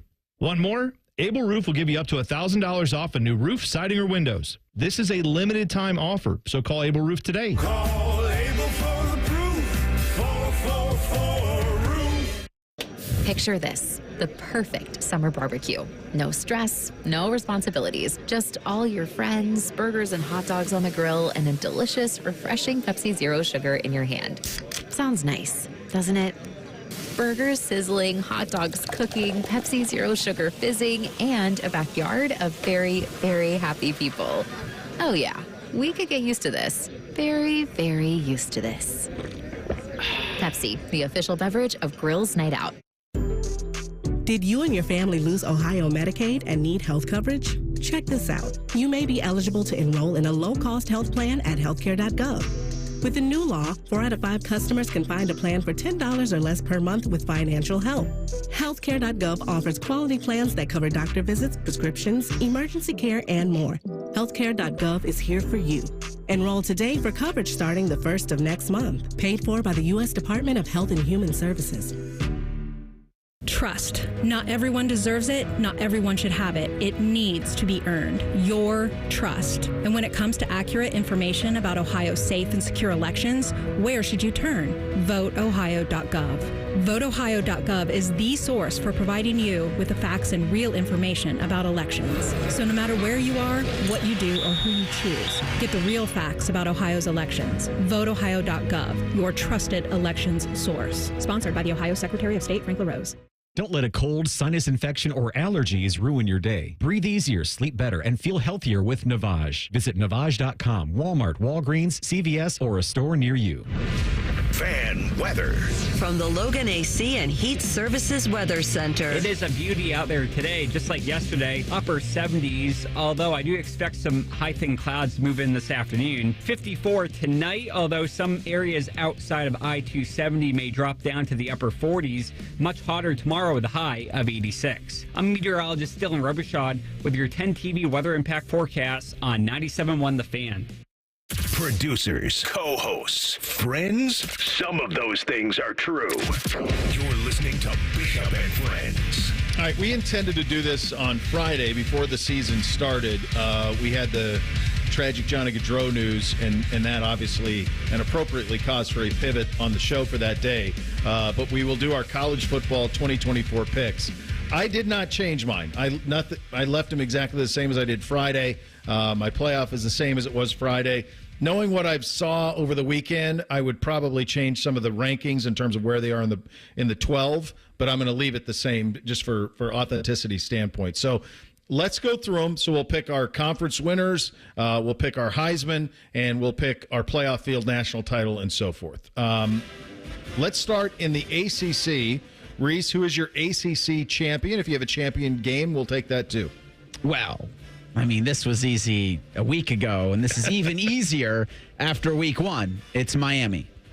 And I think Miami, I had Miami beating Florida State in the ACC title game. Now, I guess based off of what happened in week one, I got to have Miami beating Georgia Tech in the ACC championship because the Rambling Wreck have a top 10 win. They do. Go ahead, Chop. Who do you got in the ACC? Bo, I did the same thing as you. I kept from what I wrote down preparing for Friday originally. And there's one place where I would really like to make a change, but I'm going to stick with this one because I don't know if I'm fully sold on Miami, but they probably will be in this game. But I've got Clemson over FSU is what I originally wrote down. Okay. I don't think the Seminoles are headed there. And that was already with the Georgia Tech knowledge when I wrote that down. Yeah. I thought they would right the ship. Oh, they just went over to Ireland. No, they're not good. They're 0-2 in ACC play now. So I had it Miami over Clemson on Friday. I feel good about that. That was mostly because of Cam Ward. I really love him. And you go back to last offseason and the portaling, I really thought he could be a difference maker, and he looks like it in week one. All right, Big 12 championship game. What do you got, Reese? I got Utah being the champion, and I actually have them beating Oklahoma State. Same. Cam Rising looked good in his 7th year. Yeah, same. I wrote it the exact same way, so I got Utah over Oklahoma State on that side of thing. SEC championship. What do you got, Reese? Yeah, Texas over Georgia. Oh, no, okay. Texas over Alabama, excuse me, in the title tilt. Okay. A lot of these SEC teams, it's like, it doesn't really, I mean, there's seeding reason, but like the teams you're mentioning, once you get to this conference, they're making it no matter what the result. So I went Georgia over Texas. That maybe could have been one that would have been flipped had I had the knowledge of week one when I wrote it down. I have both. I have all those teams you guys mentioned in the playoffs, so it doesn't really affect too much. I have Georgia over Ole Miss in the SEC title game. Ole Miss's schedule is really navigable in comparison to the rest of the SEC. They don't have to play everybody the way that Texas and Georgia and Alabama and those teams do. All right, who do you have Heisman, Reese? Who do you got winning it? My Heisman's Quinn Ewers, because I think they're going to need him to be the Quinn Ewers he was against Colorado State throughout the season. And you talk about some of the marquee matchups, especially this Saturday on a national stage, Quinn Ewers is going to be able to show out. And I think that is reflected, mid-December? He was on the Caleb Presley thing where he does like the tongue-in-cheek interview. Yeah. He did that this week on Barstool. So like he's in the Dr. Pepper. Like it was kind of kept quiet, but like this truly is the Quinn Ewers emergence is happening this year. And Dr. Pepper finally they got Bryce Young after his Heisman campaign. Yep. They got DJ and he never really panned out. This might be the year where it comes together for Dr. Pepper too. So good for them. Could be. Who do you got, Chops? I have Quinn Ewers as well. That was one I had before the weekend, but I feel good now, too. Yeah, there's a lot to like about that one. I had Carson Beck before the weekend. I'm going to keep it there. The reason that I feel that way is I think Georgia's team is going to be either undefeated or one loss, and I think it's going to be one of those things where a lot of these other teams kind of cancel each other out. Ewers, obviously, in week one was spectacular, and that would make a lot of sense, but I'm going to go Beck. I do think watch for Travis Hunter. If they can be, I could see a conversation where if they could be a 7-win team, because when you and he plays there's going to be highlights are going to be everywhere. The highlights are going to be everywhere, and he's going to play 100 plays a game. Like if he can stay upright, I could see a scenario, and like 6 million people watch them on Thursday night. They'll have a big audience on Saturday when they take on Nebraska. And Travis Hunter's just going to have so many unique stats for people to tout upon. Like, well, he's the first player to ever have 5 offensive touchdowns and 5 defensive touchdowns in a year. Stuff like that could come up for him, and that voters really like that when they're looking across the country and deciding who to vote for. I will say this about Deputy Ewers. It's going to be really tough for any school and any athletic department and any football team to beat in September, October, and November, Matthew McConaughey stumping for Quinn Ewers as a Heisman candidate. Like, that's up there with the Orlando Pace pancake magnets. They like, need that marketing campaign will be undefeated if he does that. Commission a Lincoln-esque commercial with McConaughey for Quinn Ewers to win the Heisman. Yeah, sitting next to him. Yeah, that would win.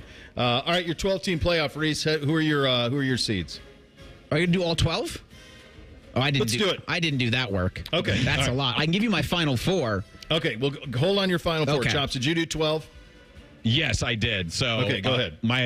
What I would pick as my 8 that don't make it to the Final Four was Texas, Penn State, Alabama, Iowa. USC is going to be really interesting for that spot, but I think that's who it's going to come down to.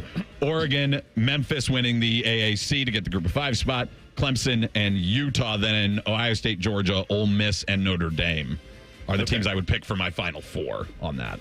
Okay, so I had Buckeyes as the 1 seed. I had Georgia the 2, Miami the 3, and Utah the 4.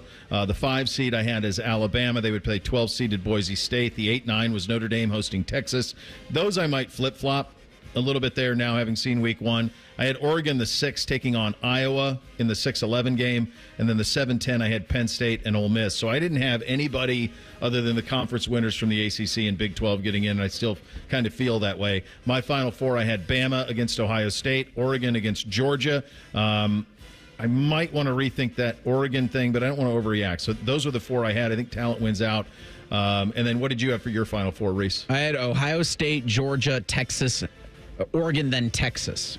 Oregon, then Texas. So your Final 4 games were Oregon and Texas. Georgia. Oregon and Georgia, Texas and Ohio State. Texas, Ohio State. Okay. And Chopper, what did you have? Ohio State, Ole Miss, Georgia, Notre Dame, which now with Notre Dame, that doesn't feel like the likely spot for them, but it's so hard to base it on like, okay, here's who I think is going to win the conference, and then here's how the seeding works out. And that's not the way I wrote it down, but we should get used to that more, like writing it actually into the bracket. So the reason I did that, too, was because I think they're going to make television shows. So, like, I had to move some things around. Initially, I had Oregon at 5, but I knew they weren't going to have Oregon feed into Ohio State in a semifinal because they don't want to potentially playing 3 times. So then you have to make Oregon the 6 to make Alabama the 5. So, like, they're going to do all of those things to reverse engineer it so they get the television shows that they want. And they're still going to do their top 25, and they're going to have to make sure that matches it. Oh, yeah, it's a mess. It's an absolute mess. Nothing changed this weekend. I got Ohio State over Georgia in the final. What did you have, Reese? I had Ohio State. Now I'm trying to remember because I didn't write it down as nicely as I probably should have. Ohio State and Georgia was my final before the weekend. Now it's Miami over Ohio State in the final. Revenge. I'm with you, Bo. I have Ohio State over Georgia, and there is a lot of impressive stuff this happens every year. We got 2 or 3 teams that we think, oh, man, they're so much better. Then you see some of the first few weeks, and you're like, maybe the gap's not quite as wide as we thought. We'll see if it does widen as the season goes on. But either way, I do still think these 1 and 2, Ohio State and Georgia, are the class of the college football season. That would be just a titanic bout if those are the 2 teams, because Georgia suffocated Clemson. Just suffocated. They had no chance. They couldn't do anything. And so that I think talent will win out. Going to be fun to see, but there they are on the record with this thing, and something to watch as we go along. Tuesdays with Tiberi up next. Bishop and Friends right here on The Fan.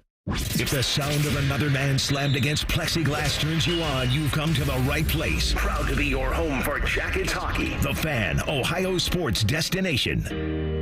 It's back to school time. That means it's time to start saving with Deals for School Days at Giant Eagle and Market District. Deals for Days means tons of discounts on all your favorite lunch items, snacks, and everyday essentials so your students can be ready to take on the day. Featured items will only be available at these amazing prices for a limited time. So don't miss out on Giant Eagle and Market District's Deals for Days for all the best back to school deals. Visit your local Giant Eagle or Market District today.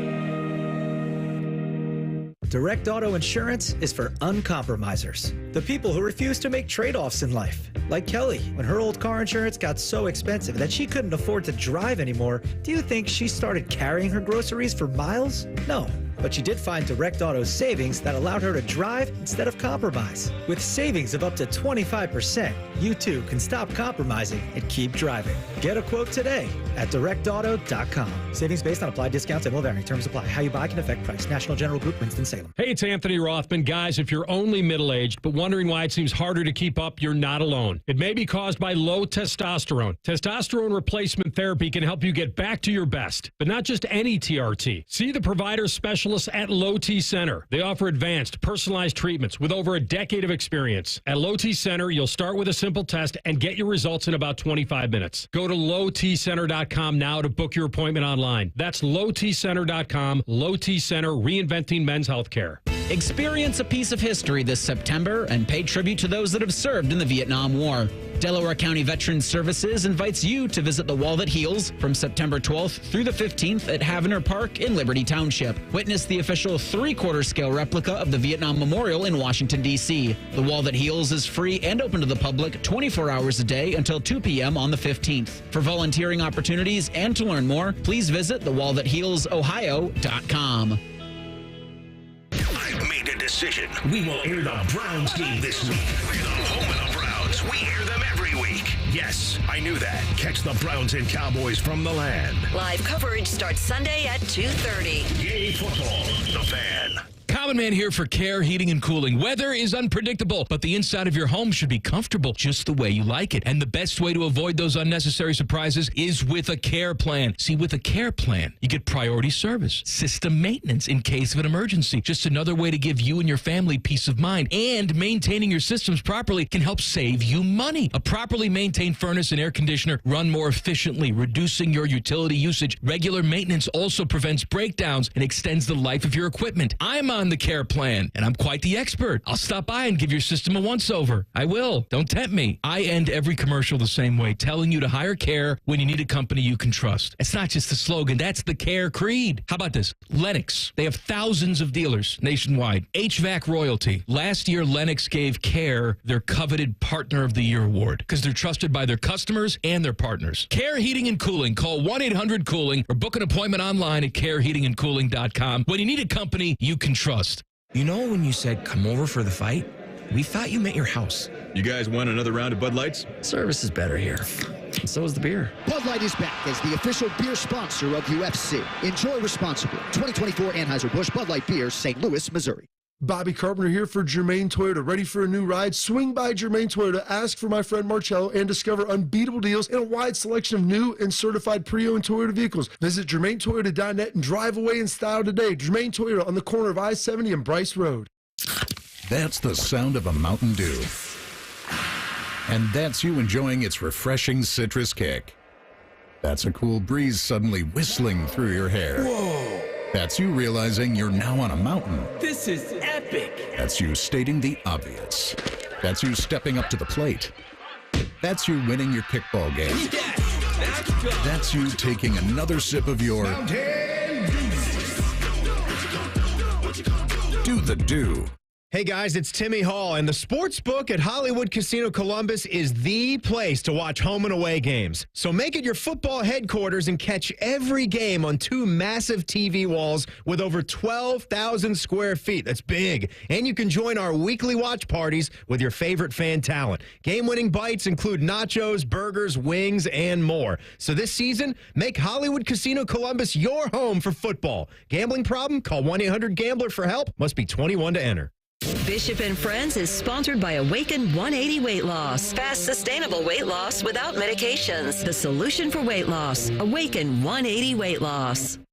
Bishop and Friends present Tuesdays with Tiberi. Sponsored by Sears Heating and Cooling. Family owned since 1950. All right, time for a little Tuesdays with Tiberi on the Bryant Heating Cooling Systems Fan Guest Hotline. I saw your social media interactions on Saturday. I can't believe you were calling for Ryan Day's head when they were only up 7-3 after 1. You know what? Don't even go there. I mean, come on. There's ridiculous, and then there's just ridiculousness. That game was never in doubt. No. And it's like people were like, and I didn't even engage them because I just didn't even want to get into it. But here's the bottom line.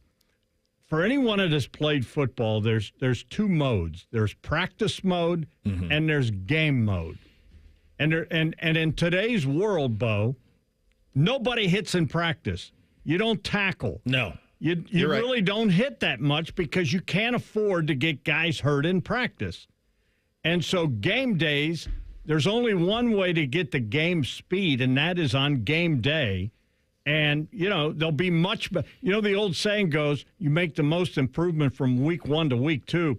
I really believe that is true today because the days of Earl Bruce when he was coaching and Woody when they were coaching, when you just beat the heck out of each other in practice, that's not happening anymore. You don't get into game mode in practice. And so this next week, I think Will Howard said it best. He had to get used to getting chased and that he was going to get hit because that didn't happen in practice, and he hadn't played for how long. So, yeah, they were fine. I thought they looked fine. I think they, there was a little, if you want to be picky, maybe the offensive line can do a little bit better, but they were missing some people. They're a little banged up. But I thought, all in all, I'd give it an A. It was. I mean, my goodness, 52-6. Yeah, I mean, what are we talking about? And they're like, "Oh my goodness, this is not what we thought it was going to be." Really? Do you ever wonder?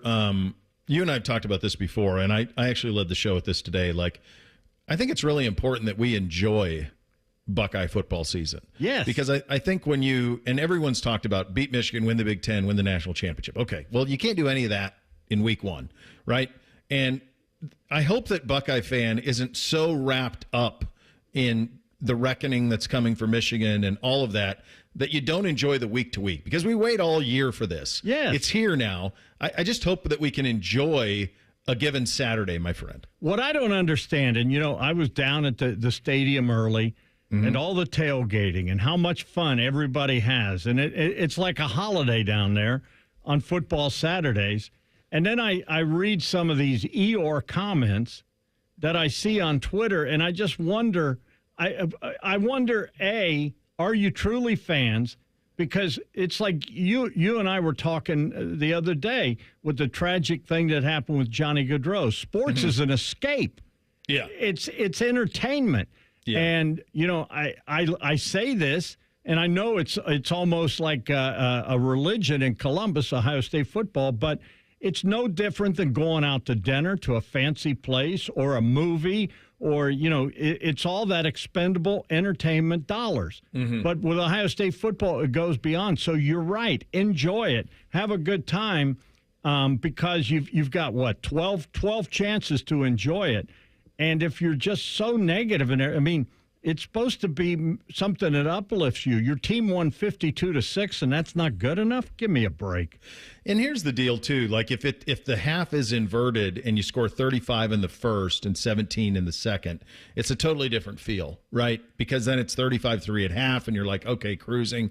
And I think that changes it as well. I wanted to ask you about Will Howard. You've gotten to talk to him a lot. You get to talk to Coach Day since you host his show so often. I thought he was really impressive, Dami. Yeah. Really accurate, really sure of himself, field general, all of those things. I thought he really looked the part. Honestly, I thought his stats didn't do him justice. There were some drops, some procedure stuff that kind of undermined his statistical accumulation a little bit, but he definitely looked the part to me. I liked what he did. He and they, for the most part, they kept him clean. He didn't really get hit in the pocket. I thought they did a good job there, but he had a command of the field. And the thing I loved is they told us he was going to run. That 19-yarder, I thought he was going to go.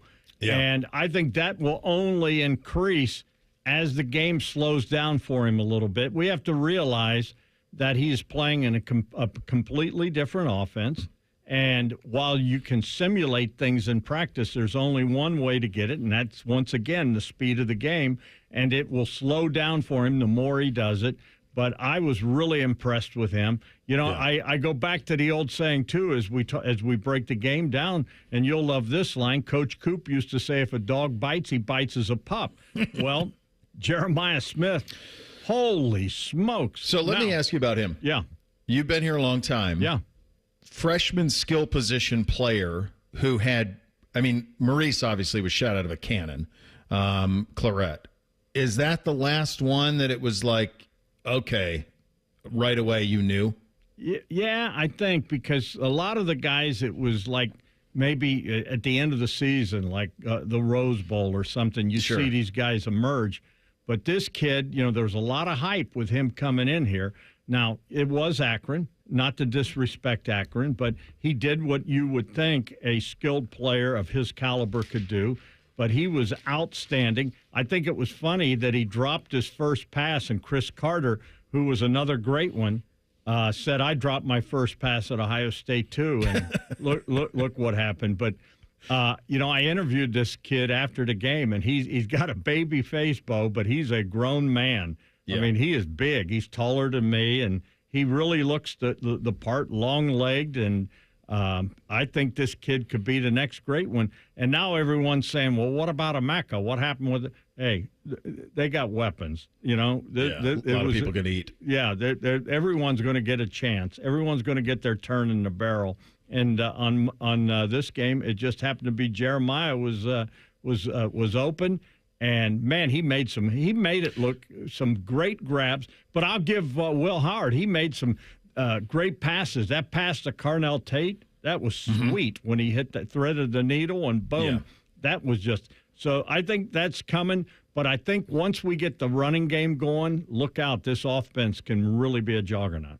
Yeah, and look, you mentioned it. I think it's an important point. Like, they haven't hit anybody in a month, and now all of a sudden they are.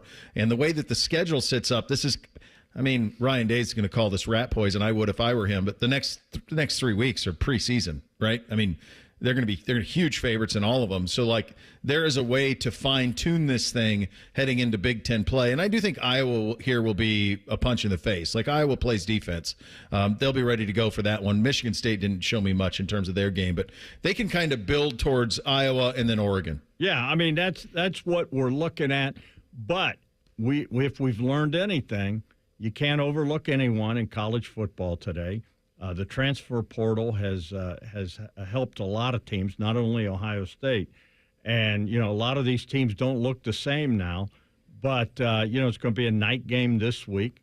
I would think, I think this will fire these guys up. You know what it's like at night in Ohio Stadium. And I think the kids will feed off that. Their first night game is, for Will Howard and those guys. And you want to show out and really turn out. And but I think the schedule sets up perfectly for what's coming with Iowa, and then the big one out in Eugene. And I watched them; they looked all right in their opener. But I mean, I don't know. I mean, I think Ohio State is as good as anyone in the country. I think it's going to come down to break here or there, and can you stay healthy? Can you stay healthy? Nick Saban had a great line on College Game Day. They were trying to pick the games, and he goes, I want everyone to understand, they're asking us to pick these games, and we haven't seen anybody play. Yeah. And I thought, it's such a simple, true statement, but it's one we haven't seen anything. So we think we know how this stuff's going to look, but who knows? These are 18 to 23, 24-year-old kids. You don't know how they're going to respond when they get into the fire, and I thought the Buckeyes responded pretty well. So you kicked off. What season is this? Is this 40 what? 43, buddy. God bless you. 43. Let's go. And there's nothing better than hanging with you and Chops, And I'm in the studio waving at everyone on YouTube. Is You're that back, what baby. we're on, right? Hello, YouTube. Yeah, you're on the YouTube. Look You're at ready this to go. Man. Right there, the Chops next to me, and Bo is Bo's where are you? Undisclosed location. Yeah. Hopefully you get paroled soon. I hope so, too. Good talking to you, brother, as always. We'll do it again next week. The great Dom Tiberi, Channel 10, joining us in studio on the Bryan Heating Cooling Systems Fan Guest Hotline. Thing or Not a Thing up next. Bishop and Friends right here on The Fan. If you miss a live show, you can catch the podcast. If you miss the podcast, our hosts have volunteered to have dinner with you. Ma, the meatloaf! The Fan. Have you lost Ohio Medicaid? At healthcare.gov, you can find a low-cost, quality health plan. Do plans cover doctor visits? What about emergency care? And prescriptions? All covered and more. Plus, with the new law, 4 out of 5 customers can find a plan for $10 or less per month with financial help. Healthcare.gov is here for you. Enroll today for coverage starting the 1st of next month. Paid for by the U.S. Department of Health and Human Services. Welcome to Nada Yada. I season on Nada Yada Island. You were charging your phone? I waited hours for you. That's how long it takes. Join Metro and get a free Motorola Edge that'll charge for the day in 15 minutes. At Metro, there's no activation fees. Only at Metro by T-Mobile. Bring your number ID and sign up for Metro Flex Plus plan. Offer not available if at T-Mobile or have been with Metro in the past 180 days. Requires 68-watt charger sold separately. Actual performance will vary. Our clients deserve for us to care, and they deserve to feel serviced. They have questions, and they deserve answers. We're counselors first because I'm not selling them anything. I'm trying to teach clients how to protect themselves. At Curtis & Associates, we're personal injury attorneys. We've helped and continue to help hundreds and hundreds of clients every year. That's important to us. If you've been injured in an accident and it's not your fault, call now. 614-GOT-HURT. That's 614-GOT-HURT. Curtis & Associates. Attorneys who care. If my buttery smooth voice represents the photos in your social media feed, and this is closer to what real life is like, social media can be fun, but remember, it's only showing you the filtered version of life. So when social media is stressing you out, check in on yourself and remember, it's not the whole story. For more tips on reducing your stress, go to mha.ohio.gov/check-in. A message from the Ohio Department of Mental Health and Addiction Services. NFL action on Friday? You bet your sweet Pippi. Catch the Packers and Eagles live from Brazil. The fun starts Friday at 8 on ESPN Columbus. Where's that? The Fan's HD2 or 1460 AM. Sponsored by Roosters. Your home of the NFL. The Fan. At Byers Auto, we've been football fans since 1897, back when tailgates had actual tails. Our legacy of supporting our local team is as strong as our commitment to providing exceptional vehicles. While we're known for our new cars, we also offer a variety of pre-owned vehicles that meet our rigorous standards. Our friendly staff is here to help you find the perfect vehicle for your lifestyle and budget. Visit us in person or shop online at buyersauto.com. Come see why it's better to buy at Byers.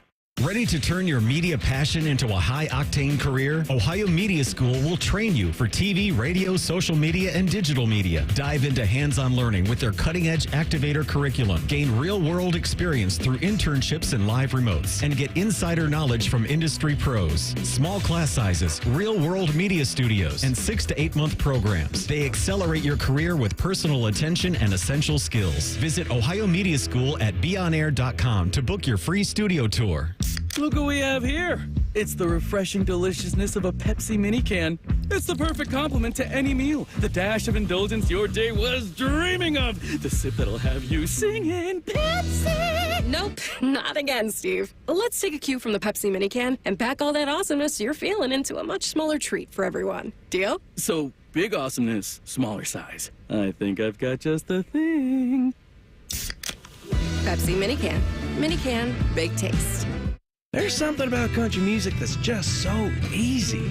Like a Bud Light. Simple stories, soulful melodies, and lyrics that refer to drinking a Bud Light in the sun. So keep it easy. Easy to drink, easy to enjoy. Bud Light. Enjoy responsibly. Anheuser-Busch Bud Light Beer, St. Louis, Missouri. Don't sweat it. Call Care Heating and Cooling and we'll fix your air conditioner fast. 1-800-COOLING. All your favorite fan shows are available when you want them. Head to 971thefan.com and hit that subscribe button. The Fan, Ohio sports destination. The uncle you never knew you had. The friends you kind of wish you didn't. This is Bishop and Friends. All right, before I see, Reese, you posted the know the scores. Chops and I both went 4-7 in week one. I'll take it week one. I'll take it week one. 11. I was 11-0 money line. Oh no, I got one wrong. I got LSU wrong. I was 10-1 money line. I missed LSU. I had LSU beating USC, but so 10-1 money line. But this is the scores. I felt like that was Saban when he was like. It's so funny. I don't know if you guys are watching when he said it, but he was like, just so y'all know, we haven't seen these teams play, and they're asking us to pick them, which I thought was just so great. Like, well, yeah, that's what you do. When Gabe Powers got the pick six, there was a part of me that was like, well, maybe they'll score again. Maybe we can get one more. Can we get one more, Coach? That's the damn Devin Brown. Like, be accurate, buddy. Yes. Got one more out of you. We're kidding, obviously. Time for thing or not a thing. Hit it. Thing or not a thing? Sponsored by Apex Plumbing Pros. This from ESPN. The Mountain West and Pac-12 conferences did not come to an agreement before Sunday's deadline to extend their football scheduling beyond the 2024 season, sources confirmed to ESPN. While it's theoretically possible to circle back, the most likely scenario will be for Oregon State and Washington State to build fully independent schedules for the 2025 season. Quote, there's too big a gap between the parties, end quote, a source told ESPN.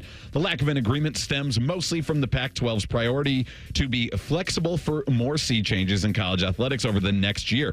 Financial factors also played a role, sources told ESPN. There is not believed to have been any substantial talks for either Oregon State or Washington State to join one of the remaining 4 power conferences, sources said as well. Thing or not a thing? So lots of things here. First of all, I continue to be amazed that the Big 12 wouldn't take Oregon State and Washington State. The notion that those two schools don't provide anything seems silly to me. Compared to the teams they have added, too. Oh, my God. They've added such garbage teams. And, get 2 more. They would be their only teams on the true West Coast, would they not? I mean, they have Arizona State, but in terms of true coast, they would be it. And you could play 10 o'clock window. Like, I don't know. To me, that makes a lot of sense for the Big 12 to just take them on. So I think that's part of it. The other thing is I wondered at one point if Oregon State and Washington State, under the umbrella of the Pac-12, would absorb some of the Mountain West teams and create their own league. Maybe that's still in play.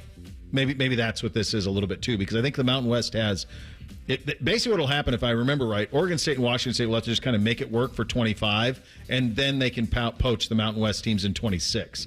So maybe that's what this is about. That's what I read it as, like just seeing that news kind of trickle out yesterday. I don't think it's a thing right now because I think, 2025 will feel very piecemealed for those two schools. But if you look at Oregon State, who's got Oregon who's got Oregon this year and likely Oregon next year, they'll still do the Civil War. Wazoo will still do the Apple Cup. Like those can become marquee enough to where if they just run the table, they'll probably find themselves with a CFP invitation. So I think they can see what happens with this season before getting into anything concrete for the future. I also like the lack of an agreement stems mostly from the Pac-12's priority to be flexible for more sea changes. So they wanted to date you, but like if a prettier girl comes along, we're going to go date her. Or we may just steal your wife. Either or. Very extreme. On Monday, Joey Chestnut faced longtime rival Kobayashi on Netflix in a 10-minute hot dog and bun eating competition. 40-year-old Chestnut broke his old world record by eating 83 hot dogs and buns in that time frame. Kobayashi was only able to consume 67. I want to see, and we'll update you if available on the Netflix viewing numbers for that live event. But thing or not a thing? I love that you have become our hot dog bureau chief on this program, Reese. Like you are constantly making sure we're locked in on where we are. I forgot this thing was happening. And you use the time long-term rival. Has Kobayashi ever beaten Chestnut? No. So it's like Chestnut just hammers him every time they do anything. It's like the Blue Jackets and the Penguins. Yeah, right. We want to be your rival, Pittsburgh. We got all the cups. I don't know. I'm going to go not a thing because up until the time you said it, I forgot this even happened. Yeah, definitely not a thing because Reeser mentioned it yesterday at the end of the show, and then I completely forgot about it until he talked about it here. Also, Joey Chestnut, broke his previous record. I'm assuming that 76 was at the Nathan's hot dog eating contest. What hot dogs did they use? Did they use Nathan's? What buns did they? Well, the whole thing was it was supposed to be Impossible meat. So, am I really supposed to compare these numbers? I need to measure. We need a hot dog measuring dog versus dogs. Yeah, got to be the same dogs, uniform dogs. No, yeah, you can't have different. If a guy scored more touchdowns, but the field was only 90 yards long, that's right. Not the same thing, and that is a very big possibility here. So I need what is it? Major League Eating.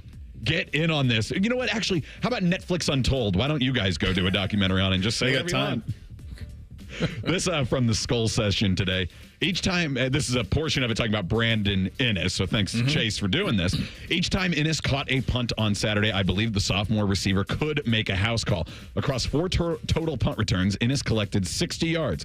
A number 11 Warriors assistant producer, Josh Paloa, discovered is just 15 yards less than the 75 Ohio State recorded in 17 total punt returns last season. So only 15 yards away from the total return yardage last year and about a quarter of the total punt returns in one game. thing or not a thing? Well, it's a huge thing. The last one especially was like one you don't normally field, but he clearly wanted to take one to the house. He's clearly very close to taking one to the house. I agree with what you said earlier. He is going to take one to the house. He's a real weapon. I mean, we forget because the absurd abundance of riches that we have, but Brandon Innes was the number one high school prospect at receiver in the country when he came out. So, like, they have dudes behind dudes behind dudes, and he's going to score. I'm with you. I think he's definitely scoring. He's ultra aggressive at it. It's fun to watch. So I think this is a thing, and you're going to see him put one in the paint. And I think that could happen as early as Saturday at 7:30. I'm going to call it right now. What the hell? Brandon Innes makes a house call Saturday night against Western Michigan. Speaking of punts, though, Bo, were you as upset as I was that it wasn't McClarty who went out there? Well, no, because no one could ever be as disappointed as you because that was your number one curiosity in camp. But yes, I was looking forward to see him trying to punt it out of the stadium. I'll be honest, like as soon as they lined up to punt, it was like, what? What are we doing? That's like, especially that first series, like 3 and out, really? This after all this? Well, then it was confusing, too, because they on the television broadcast, they were like, it's McGuire. And I was like, McGuire? It's not McGuire. And I remembered it's McClarty. So there were 2 Mick names. 2 Micks. Very confused. Very much. All right, I'll bring this up real quick one more time. And I saw this from Mary Kay Cavett, the Cleveland Plain Dealer and Cleveland.com. Browns will conduct a press conference at Cleveland Browns Stadium at 11 o'clock today to make a special announcement. But it's not related to their decision on whether to renovate the stadium or build a dome. Thing or not a thing? I would say be careful with the word special.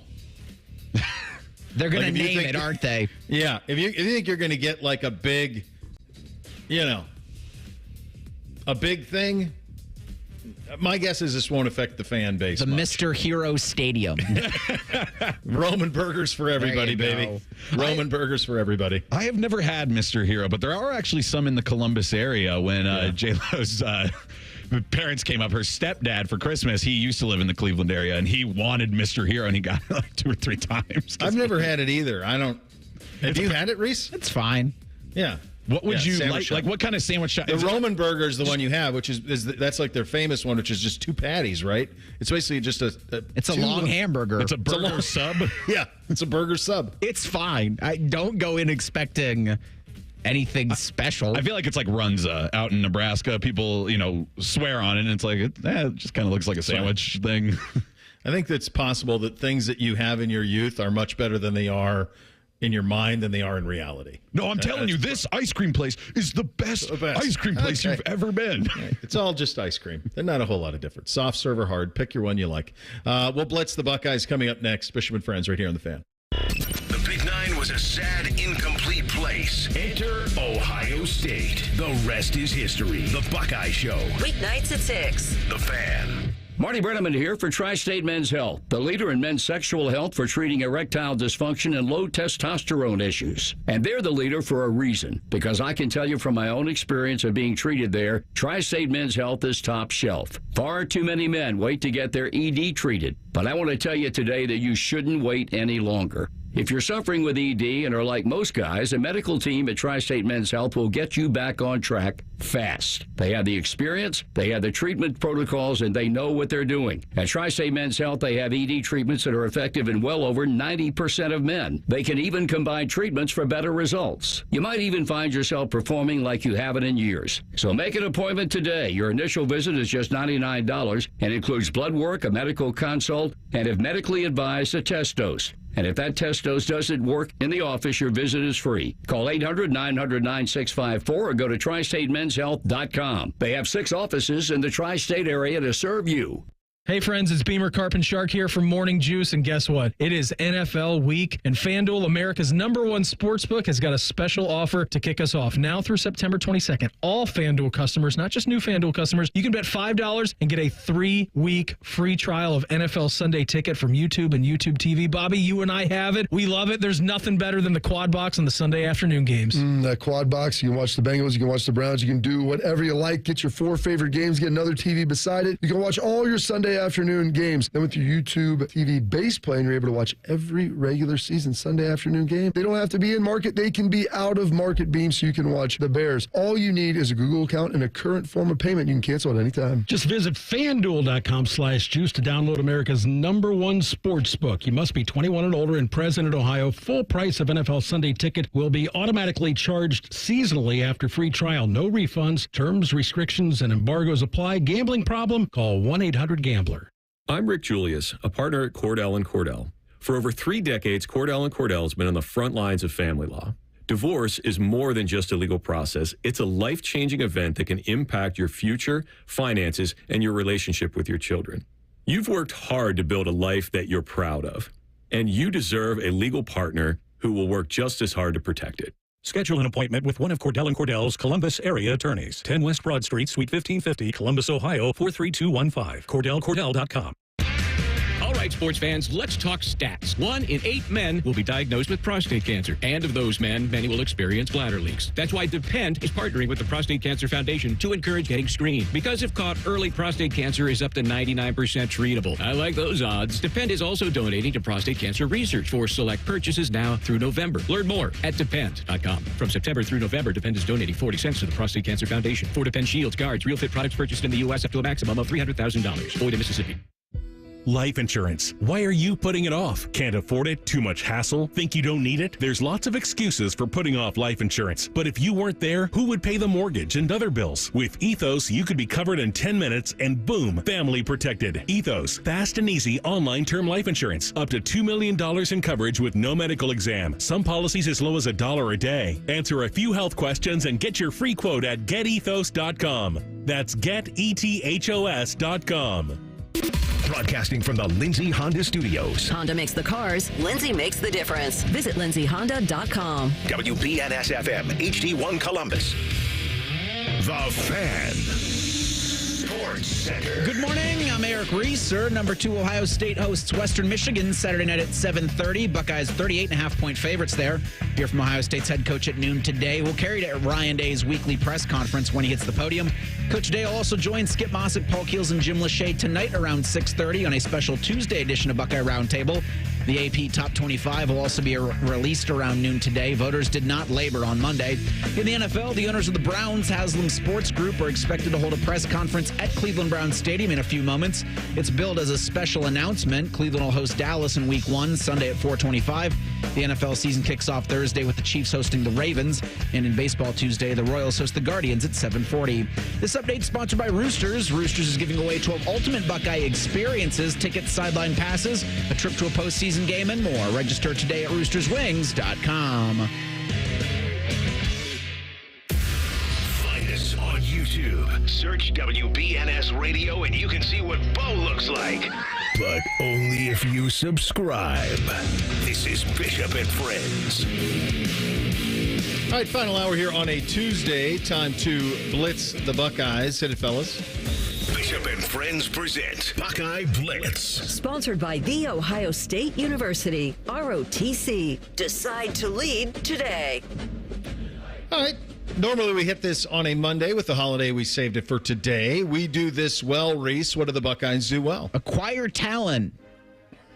Boy, Yeah. there's a difference between Ohio State and Akron, and it's obvious.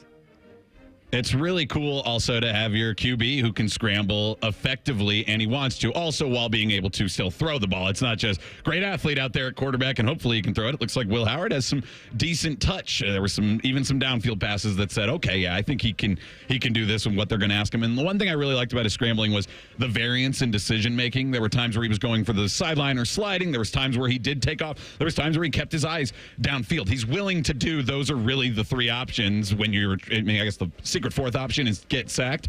But with his scrambling ability, hopefully that one doesn't come up very often. Yeah, I went similar with you, Reese. I watched a lot of college football this weekend. You have as much talent as anybody. There's a clear delineation at the top. And you notice it in the line of scrimmages especially, but it's talent acquisition. This is a really loaded roster, and it's abundantly clear, even as it kind of sputtered a little bit in the first quarter, that eventually once it gets going, it's going to be on a level with Georgia and Texas and Alabama, those teams who have recruited at such a high level and have NIL'd at such a high level. Won't be Georgia if we continue to do what, Reese? Get off to a slow start. You can do it against Akron. You're probably able to get away with it against even Oregon, maybe Michigan. And even Georgia was they were susceptible to it against Clemson. But I think in a college football playoff, in a game in which it's going to matter December and January, now you got to be humming from kick. Yeah, well, the real answer is taking away Emeka Egbuka touchdowns for seemingly no reason. But I also put that was crazy, right? They just came back with nobody was even looking at the ball, but it moved. Just so you know. So yeah, the ref who called it on the field, that was the correct call. The other thing I put down was procedural penalties. You can't get line up offsides, false start, formation type stuff. Don't get that out of there. But I can live with Davison Igbinosun going after the quarterback, and I thought it was the right call, that it was a late hit because he was in his slide, but I thought Igbinosun did a good job of what they've been trying to teach. He tried to then turn away from it and not have the contact, but I can live with those effort type ones. Get rid of the procedural ones. Yeah, I just put block the run game. It got better as the game went along, but I thought it was a little clunky with the timing in the first half with the run game, and you're going to have to be two-dimensional to beat Georgia because their defense is real for sure. So you're going to need to be able to run it and then build the pass game off of it. I'd like to see more of what, Reese? What would you like to see more of from the Buckeyes? Julian Sane. I don't think it does anybody but one person any good to see Devin Brown in at QB2 for the Buckeyes Saturday against Western Michigan. If you're trying to plan for the future, you've only got so many opportunities to make sure that the backup quarterback gets the full complement of Ohio State's offense, and I've seen enough of 33. There's a balance here, right, with loyalty to a kid. Like if you're in Ryan Day's shoes, loyalty to a kid. He's been in the mix as a starter. When he has played, he hasn't been healthy much, but when he has played, though, you see why he's not winning the jobs, right? So I think that's pretty on point. Go ahead, Chops. I'd like to see more of this. You technically didn't quite see it, but you can see that it's going to happen. And this isn't Brandon Ennis returning punch, which I do want to see more of, but it is Travion Henderson is one step and cut away from a big, long run, and he had a few opportunities and just couldn't quite get it, and they ended up still being 8-yard runs, which are really nice. That's the point of a run play, but he is so close to doing that, so I'm just ready to explode the first time he does that. Sticks his foot, cuts back inside, and is gone. Yeah, that's coming. I'd like to see the middle of the field utilized a little bit more. They had the one slant to Carnell, and I think it's open. We are so preoccupied with the perimeters. Intermediate, middle of the field is largely ignored. And when you watch Texas play, as I did on Saturday, they utilize the whole field, and I think you're going to have to do that as you go along once there's more trust. And my guess is that'll come. Once there's more trust in Will Howard, which quite honestly he's earning every single time he goes out there, hopefully you see more of that as it goes along. Coach who earned his courtesy car this week, Reese? I think the obvious is Jim Knowles, but I'm going to say Carlos Lachlan. When James Peoples got in there, boy, he didn't look like a true freshman. No. I think that's a lot to the development that he's had over a couple of months. There's a lot to like about Ohio State's running back room, and even a lot more to like about the future of that position. I'm going to try not to give this to my best friend Threes every single week, but he loses his returning starter, and maybe by some people's account, even star, going into the game in Cody Simon, and instead says, hey, Sonny, I know that you were a safety 6 months ago and you were still kind of learning mostly will linebacker, but you're going to go in there game one and start at Mike, and he looked ready for the part, and you truly believe in what they've been saying about we have 3 ones at linebacker and only need 2, so that gives you a lot of ability to switch those guys out, and they got into the same situation with Cody Simon last year where he became the 1C of it all and played about as much as Steel Chambers anyways, and it looks like that's going to be a similar mentality this year, and they have the personnel to do it again, which is important. Yeah, I went Threes as well. I thought the Sonny playing Mike was notable. C.J. Hicks was really good in there. Gabe Powers gets a pick 6, all without Cody Simon. All the while, Riley Pettijohn's in town, the 5-star linebackers in town to see all of it. That was a nice one for Threes. Brian Hartline, by the way, as well. All of the hype with Jeremiah Smith, to have him ready to go and to deliver on that hype, certainly worth a mention as well. Game ball offensively, Reese. Travion Henderson. I mean, not only for his running, but the way he was able to pick up blitzes. You like that? And pick up defenders, still knocking guys into last week. Brian Hartline earned his courtesy car not only during the game, but obviously before the game, acquiring talent. But then they got Phillip Bell in the evening, 4-star wide receiver from California. That was a busy day for Coach Hartline there. But Travion Henderson is your offensive MVP, in my opinion. All right, you did it, so I'll do the obvious one. It's Jeremiah Smith. This is the most hype any freshman has had ever. Almost. Pryor and Clarett. Pryor was probably the most, but we didn't think he would play because Todd Beckman came back. And quarterback's a different animal, too. It is. Yeah. There just was no expectation that Pryor was going to play as a true freshman, other than like maybe some one-offs. And the coolest thing about Jeremiah Smith's first game as a Buckeye is he gets to join that pantheon of Chris Carter dropped his first pass, Archie Griffin fumbled his first carry, and now Jeremiah Smith dropped his first pass thrown his way, and then goes on to have 92 yards and 3 touchdowns, and basically 4 because one of those catches was at the 2-yard line and Peoples finished it off the next play. Yeah, he was ridiculous. I'm going to go Howard here because I think the pressure was impossible. And he had a stretch where his percentage was down. There were a couple of drops and some procedure stuff. It just wasn't clean. Then he had a stretch in the second quarter into the third where he was pretty much perfect. And I think so much pressure is on him, more than any quarterback in college football. And I thought he had a really nice debut. So I'll go Will on that one. Game Ball's defense. Who do you got, Reese? Lathan Ransom. Tony Gerdeman from Buckeye Huddle had a really good tweet that all offseason Caleb Downs was talking. We were talking about Caleb Downs. All offseason Caleb Downs was talking about Lathan Ransom. Yeah, I think my pun joke this year might have to go from turnover on downs to your offense has been kidnapped and there is no ransom. Because that's the way he looks. He's going to be all over the field. And it's fun to see, we don't always get that from Ohio State because of how well they recruit, and especially because we know the names. And not that Lathan Ransom wasn't a name you knew, but he's gotten better every single year and is this real career program Buckeye guy. And now he's here on a really, really good team and playing some of his best ball that we've ever seen from him. Yeah, you could go any number of guys on the defensive front. I think Lathan's he's the right one, though. That back seven's crazy. It really is. It's Denzel got a pick. The way they are attacking the football. That interception from Denzel Burke was a real one. That back seven is nuts. It's absolutely nuts as the season goes along. I agree with you. The way they attacked was certainly noticeable from what we've seen. All right, Big Ten threat level. So the answer here is who in the league impressed you the most this weekend, Reese? I was impressed with Penn State. I think Drew Aller actually improved, and that's something I don't know I've been able to say about James Franklin ever, in a quarterback actually improving from one year to the next. And Drew Aller looked the part. Now, I know Andy Kotelnicki has the most to do with that, but Penn State showed if they can improve on what they did to West Virginia late in that game, maybe the Big Ten can put 4 teams in this college football playoff. I think they're going to. I'm going with USC, I think for obvious reasons. One, getting their defense to look like it's something. I mean, that first drive, LSU goes down the field, and you're like, same old USC. And then they buckle their chin straps, and they actually get LSU to go for it on 4th and goal and not get it. And it's that's a very different look from USC. Because I can take that they're still maybe porous going up and down the field. But if you can get red zone stops, it's going to make a huge difference for them. Plus, except for Florida State, which there's a whole list of issues. They have 2 losses now. LSU's the highest-ranked team to lose this weekend, or in the first 2 weeks, if you count week 0 with FSU.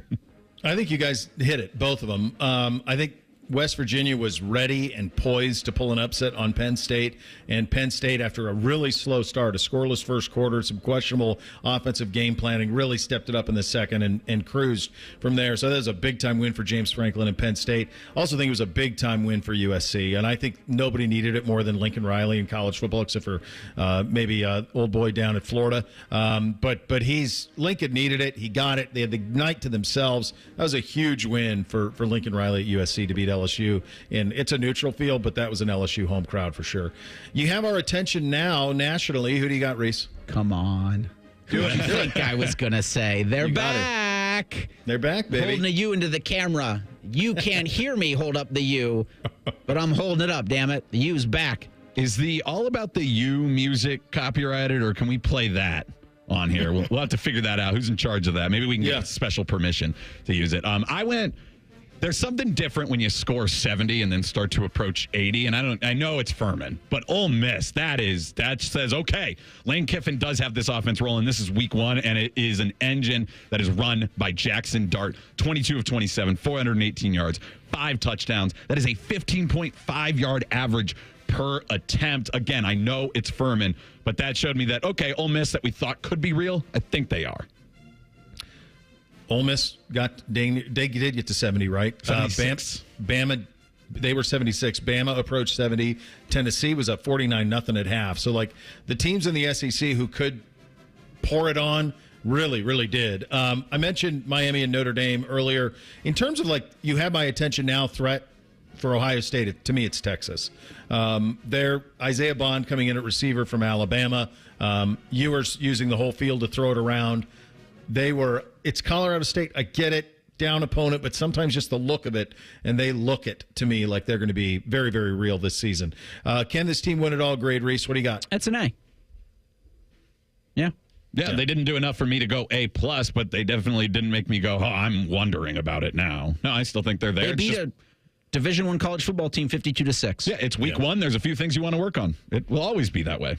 No, it's an A. It's an A+. It's full talent, and now it's just building towards this season as we go along and hopefully having a little fun along the way. 3 programs that were really down, including one that there's a crossroad where you say one sliding door goes this way and a program went the other. We'll get to that coming up next. Bishop and Friends right here on The Fan. Big Voice Guy here to remind you that you're listening to The Fan, Ohio sports destination. Okay, thanks. I have 3 more seconds. Bye-bye. At Kroger Pharmacy, CARE is making it easy to get vaccinated. CARE is helping you stay protected from flu, COVID, and RSV. Seasonal vaccines are available 7 days a week with evening hours. CARE is giving you a shot at staying healthy this season. Walk in whenever is best and get multiple vaccines in one visit at your local Kroger Pharmacy. So come and get the protection you need while protecting those around you. Kroger Health, a world of care is in store. Visit Kroger.com/vaccines for more. Restrictions and exclusions apply. See site for details. Hey, what's up? It's T-Bone. If you need a new roof, but you're not sure you can afford it, no problem. Right now, Able Roof is offering no payments, no interest until 2026 for qualified buyers. Yep, that's the same Able Roof that's been voted the #1 roofing company in Columbus by Consumer Choice Awards 22 years in a row. Want more? Able Roof will give you up to $1,000 off a new roof, siding, or windows. This is a limited time offer, so call Able Roof today. Call Able for the proof. 444 roof. NFL Week 1 is here. Score big with DraftKings Sportsbook, the #1 place to bet touchdowns. Download the DraftKings Sportsbook app and use code OUTCOME. That's code OUTCOME. For new customers to get $250 in bonus bets when you bet just $5. And get 1 month of NFL Plus Premium on us. Only on DraftKings. The crown is yours. Gambling problem? Call 1-800-GAMBLER. In New York, call 877-8-HOPE-NY or text HOPE-NY 467-369. In Connecticut, help is available for problem gambling. Call 888-789-7777 or visit ccpg.org. Please play responsibly. On behalf of Boot Hill Casino and Resort in Kansas, 21 and over, and eligibility varies by jurisdiction. Void in New Hampshire, Oregon, and Ontario. Bonus bets expire 168 hours after issuance. For additional terms and responsible gaming resources, see dkng.co/ftball. NFL Plus Premium offer available only to new and former NFL Plus subscribers. Additional NFL Plus Premium terms at nfl.com/terms. We don't talk politics on The Fan. It's divisive, fear-stoking, and negative. That's what our social media is for. Or your crazy uncle's house, or the grocery store, or you get my point. The Fan, Ohio's politics-free destination. Starting this fall, you can turn your media passion into a high-octane career. Ohio Media School will train you for TV, radio, social media, and digital media. Get real-world experience and hands-on learning with their cutting-edge activator curriculum through internships and live remotes with industry pros, small class sizes, and real-world media studios. Accelerate your career with their 6 to 8 month programs. Visit Ohio Media School now at beonair.com to book your free studio tour. That's right, free. Go to beonair.com now and seize your media future with Ohio Media School. Hey, it's D. Miller. Guys, if you're only middle-aged but wondering why it seems harder to keep up, you're not alone. It could be low testosterone. Testosterone replacement therapy can help you get back to your best, but not just any TRT. See the provider specialist at Low T Center. They offer advanced, personalized treatments with over a decade of experience. At Low T Center, you'll start with a simple test and get your results back in about 25 minutes. Go to lowtcenter.com to book your appointment online. That's lowtcenter.com.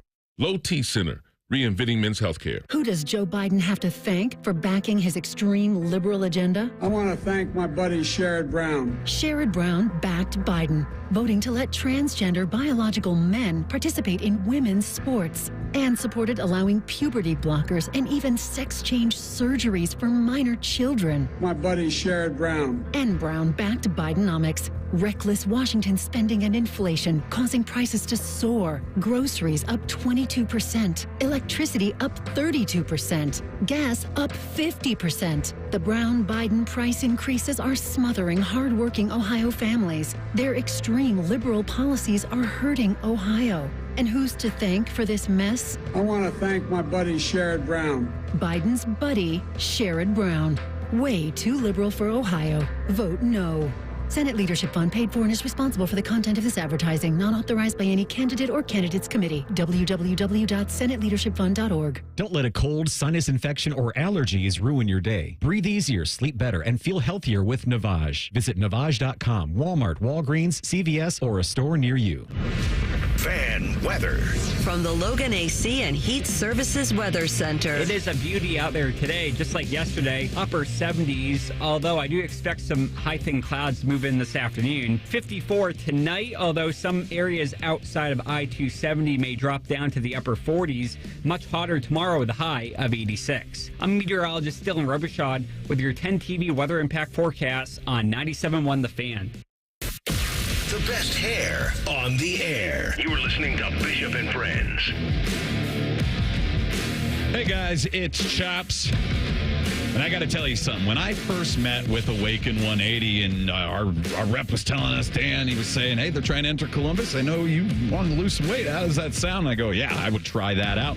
All of a sudden, I'm on a call with Awaken 180 founder Paige, and I'm like, well, what's the catch? That sounds like it's way too good to be true. And she says, no, there is no catch. Awaken 180 works. I was skeptical, but I said, yeah, I will give it a try. First week, dropped 4 pounds. And I was like, well, first week worked. 95 pounds later, I had reached my goal, and I'm still there a year and a half or so later because the main reason I chose Awaken 180, the weight has stayed off, and they've given me the tools to keep it off. If losing weight is your goal, I suggest having the same conversation I had with Awaken 180. Schedule yours today at awaken180weightloss.com.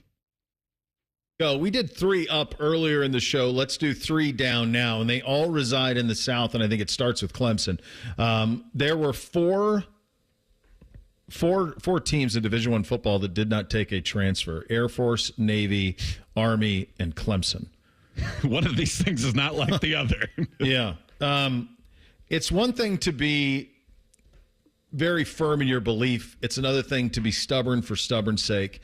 And what he has basically presided over is Clemson going from a team that was on the level of Ohio State and Georgia and Bama, and for a while was better than all of them, to a program that is pretty rudderless at the moment. What that Klubnik kid was running for his life. There was never a point watching Clemson play Georgia on Saturday where I thought Clemson had a snowball chance in hell. They were overwhelmed at the point of attack. They were overwhelmed on the perimeter. There was nothing scary at all about what Clemson was doing, and it was just a matter of time before Georgia snuffed them out. I do think they have a decent amount of talent, but to ignore the portal entirely and to just be so stuck in your ways that this is the way you're going to do it, he deserves what he gets here.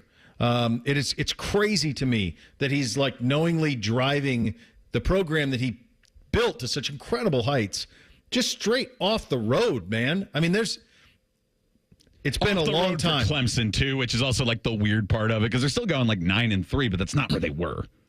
No, and it does come back to like that game that Justin Fields had against them, and like that with the COVID, like everything kind of changed for them after that. They've not participated in the portal.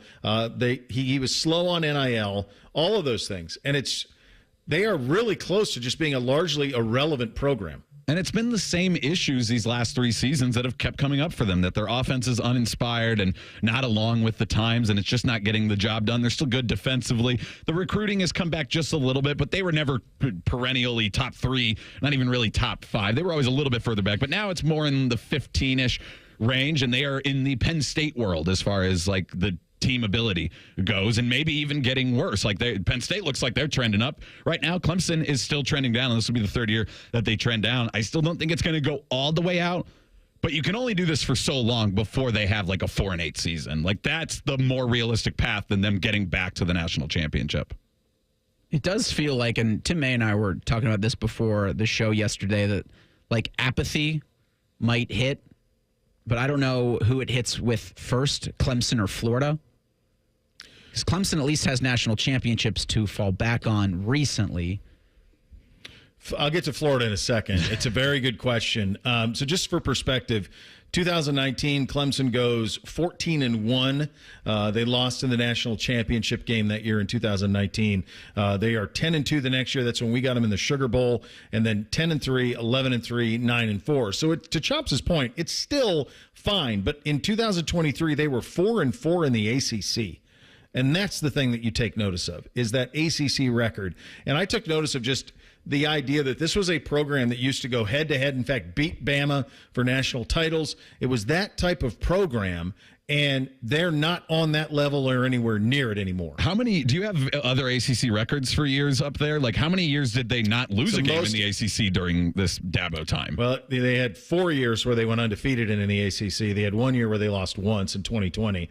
4 losses is last year he lost 4 times. That's the most losses in an ACC season for him, going back to 2010 when they went 6-7. So it's just not there. So if you're not going to portal, then your recruiting classes have to be 1, 2, or 3 in the country, and they're not doing that either. You mentioned Florida.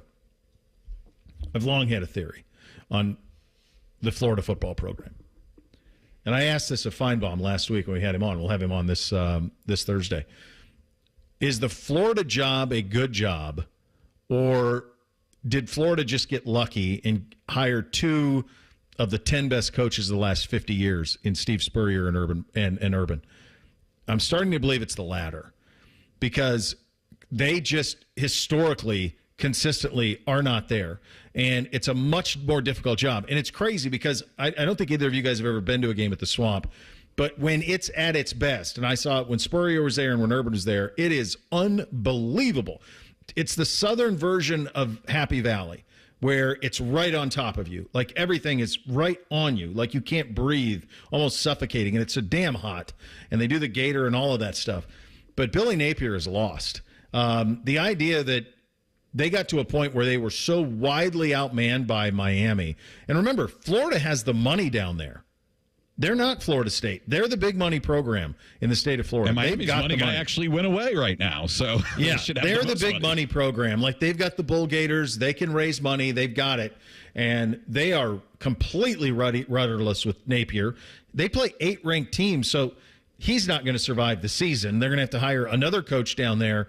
And maybe that job's just a lot tougher than we all realized. It should. Yeah, it just doesn't feel like it should be that tough. My estimation is probably that the truth is somewhere in the middle, but probably a little bit closer to Urban and Spurrier were just special, and they happened to hire those guys. I mean, one was a Florida legend as a player, so the Spurrier one, the Spurrier one lands in your lap. Like, so you've had one smart hire in all these years, and it's really lifted your program up. I was watching with a friend who went to grad school at Georgia, and when the Florida game was on, she had some choice words for the Swamp and Florida, and I was like, I was like, oh yeah, you went to Georgia. I'd completely forgotten. How old is she by chance, Chops, if you don't mind sharing? My age. So okay, so she watched Urban's teams humiliate them. Right. So she hates Florida. Mm-hmm. Like Florida beat Georgia like 19 out of 20 years. Yes.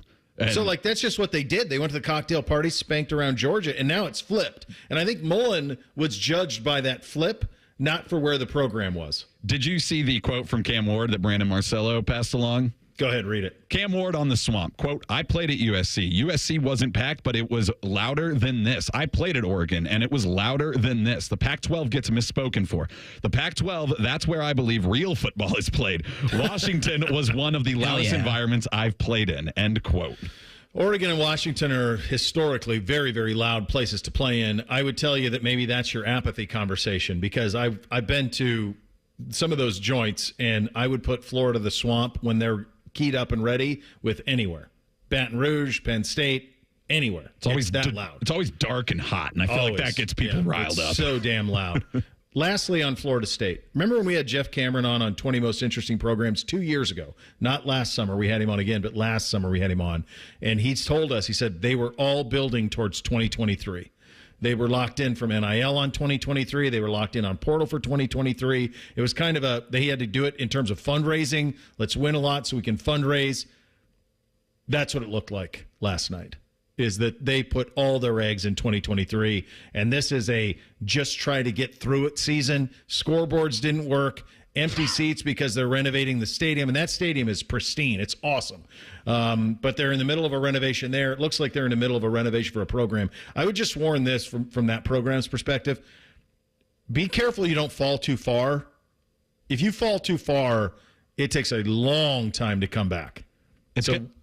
That's a big drop-off for what they were last year to what they were in the first 2 weeks. It's going to be such a tough evaluation because I think Norvell has been good in his other seasons, and this one looks like it's going to get off the rails. And are you going to have enough patience or enough? I've seen the good things from him that you can keep him, because the instability, if you don't hire the right guy again, then, yeah, that's what you're talking about there. And that's what Florida is in right now, because they are not in the position where it's like, wow, give Napier another shot. Like, I think that's time to move on, but they're just constantly going to be flipping coaches until they find a guy again. Florida State, I think, might have their guy, but this year is already a disappointment.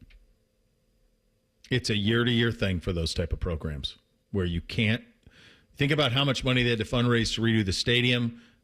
Now you got to pay for another roster. You're paying for a litigation against the ACC. Maybe we could put that one to bed for a little bit. Yeah, there's a lot of things you're paying for. We'll wrap up week 1 of college football with Bill Bender, the sporting news, coming up next. Bishop and Friends right here on The Fan. 1, 2, 3. The Daily Coach Ryan Day Show is brought to you locally by Credit Union of Ohio and by Hyde Park Prime Steakhouse on The Fan, Ohio's sports destination. It's a Daily Show with Coach Ryan Day, brought to you by Safelite Auto Glass. Looking back on last Saturday's game, easy to say that when you get 2 defensive touchdowns in the game, that provides a big lift to a team, Ryan? Yeah, of course. I mean, 14 points, and then it takes 2 possessions away from the other team and completely flips the game. So turnovers in and of itself are a huge deal. We were +3 in that category, but when 2 of those turned into touchdowns, and that's when the scoreboard flips, and that's how we ended up outscoring them 35-3 in the second half. Okay, we'll have another comment in just a moment. Hi, this is Paul Keels. This Buckeye season, don't let a broken windshield ruin your game plan. Safelite Auto Glass makes it easy to get your windshield fixed with their mobile glass shops all over Central Ohio. They can come to you anywhere, giving Buckeye fans more time for game time. OH? Man, I love that. Schedule at safelite.com. Safelite Auto Glass is a proud sponsor of Ohio State Athletics. Safelite Repair, Safelite Replace. That to-do list you have needs one more thing. Chill. It's an easy thing to do. Just crack open an ice-cold Coors Light and chill. Take the afternoon off and binge watch anything. Go to happy hour and stay for a couple hours. Who's counting anyways? Or hang out with just your dog, because you've had enough human interaction this week. Whatever you do it with a Coors Light. Mountain cold refreshment made to chill. 2020 Coors Brewing Company, Golden, Colorado. Celebrate responsibly. At Ohio State, we are the never afraid to innovate teams. The agile, get it done teams. The achieve more together teams. And the improve people's lives teams. Together, we are the Ohio State University. Learn more about Ohio State at osu.edu/impact. This is the Ohio State Sports Network, presented by the Ohio State Wexner Medical Center, the team physicians for Ohio State Athletics. Speaking of the defensive scores, Lathan Ransom with one of them, and a guy that has a lot of value to this football team, but it has to be great to see him back and making an influence on things, considering he lost the back half of last year. Yeah, good to see him back out there. He's worked hard in the offseason with some of his ball tracking ability. He has a good knack for stripping the ball out. He didn't strip the ball out in particular on that play, but he did scoop it up pretty quickly and scored. And that is a learned skill. You don't just do it. And our guys have worked hard on that. And the ball popped up pretty clean. If that ball didn't quite pop up, he probably got to dive on that and just jump on it. But he did, and turned good and great. And anytime that you can get your hands on a ball like that and be disruptive, it'd certainly change a game. Okay, this is the Ohio State Sports Network from Learfield. What do football and finances have in common? The team you play with makes a big difference. Credit Union of Ohio is your financial team to help you save and spend like a winner. Whether you're looking to make a big purchase or find ways to build up your savings, you'll always work with a team player at Credit Union of Ohio. Navigate your next big money play easily through Credit Union of Ohio's website at cuofohio.org. That's cuofohio.org. NCUA insured, equal housing lender. For more than 35 years, Hyde Park Prime Steakhouse has been known by Buckeye Nation as serving the best steaks in the city. Our thick-cut, aged steaks have been a staple in Columbus with 3 locations in Upper Arlington, Dublin, and downtown. Hyde Park is proud to introduce our newly added wine room at the downtown Columbus location, where a new elegance in dining will surround you. And coupled with live entertainment every weekend, Hyde Park will be the perfect setting for any occasion or the perfect night out. Hyde Park is a proud sponsor of Ohio State Athletics. Go Bucks! Direct auto insurance is for uncompromisers. Like Matt. When his old car insurance got so expensive, do you think he walked until his sneakers wore out?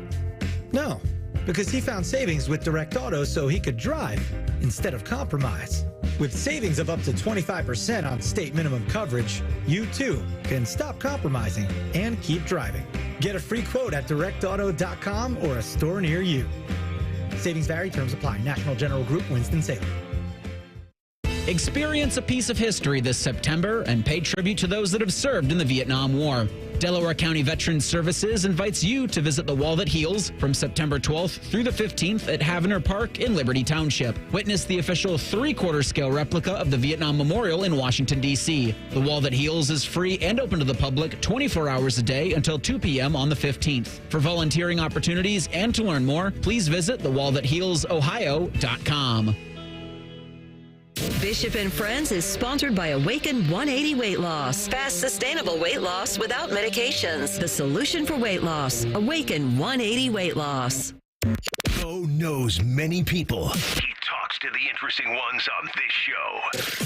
This is Bishop and Friends.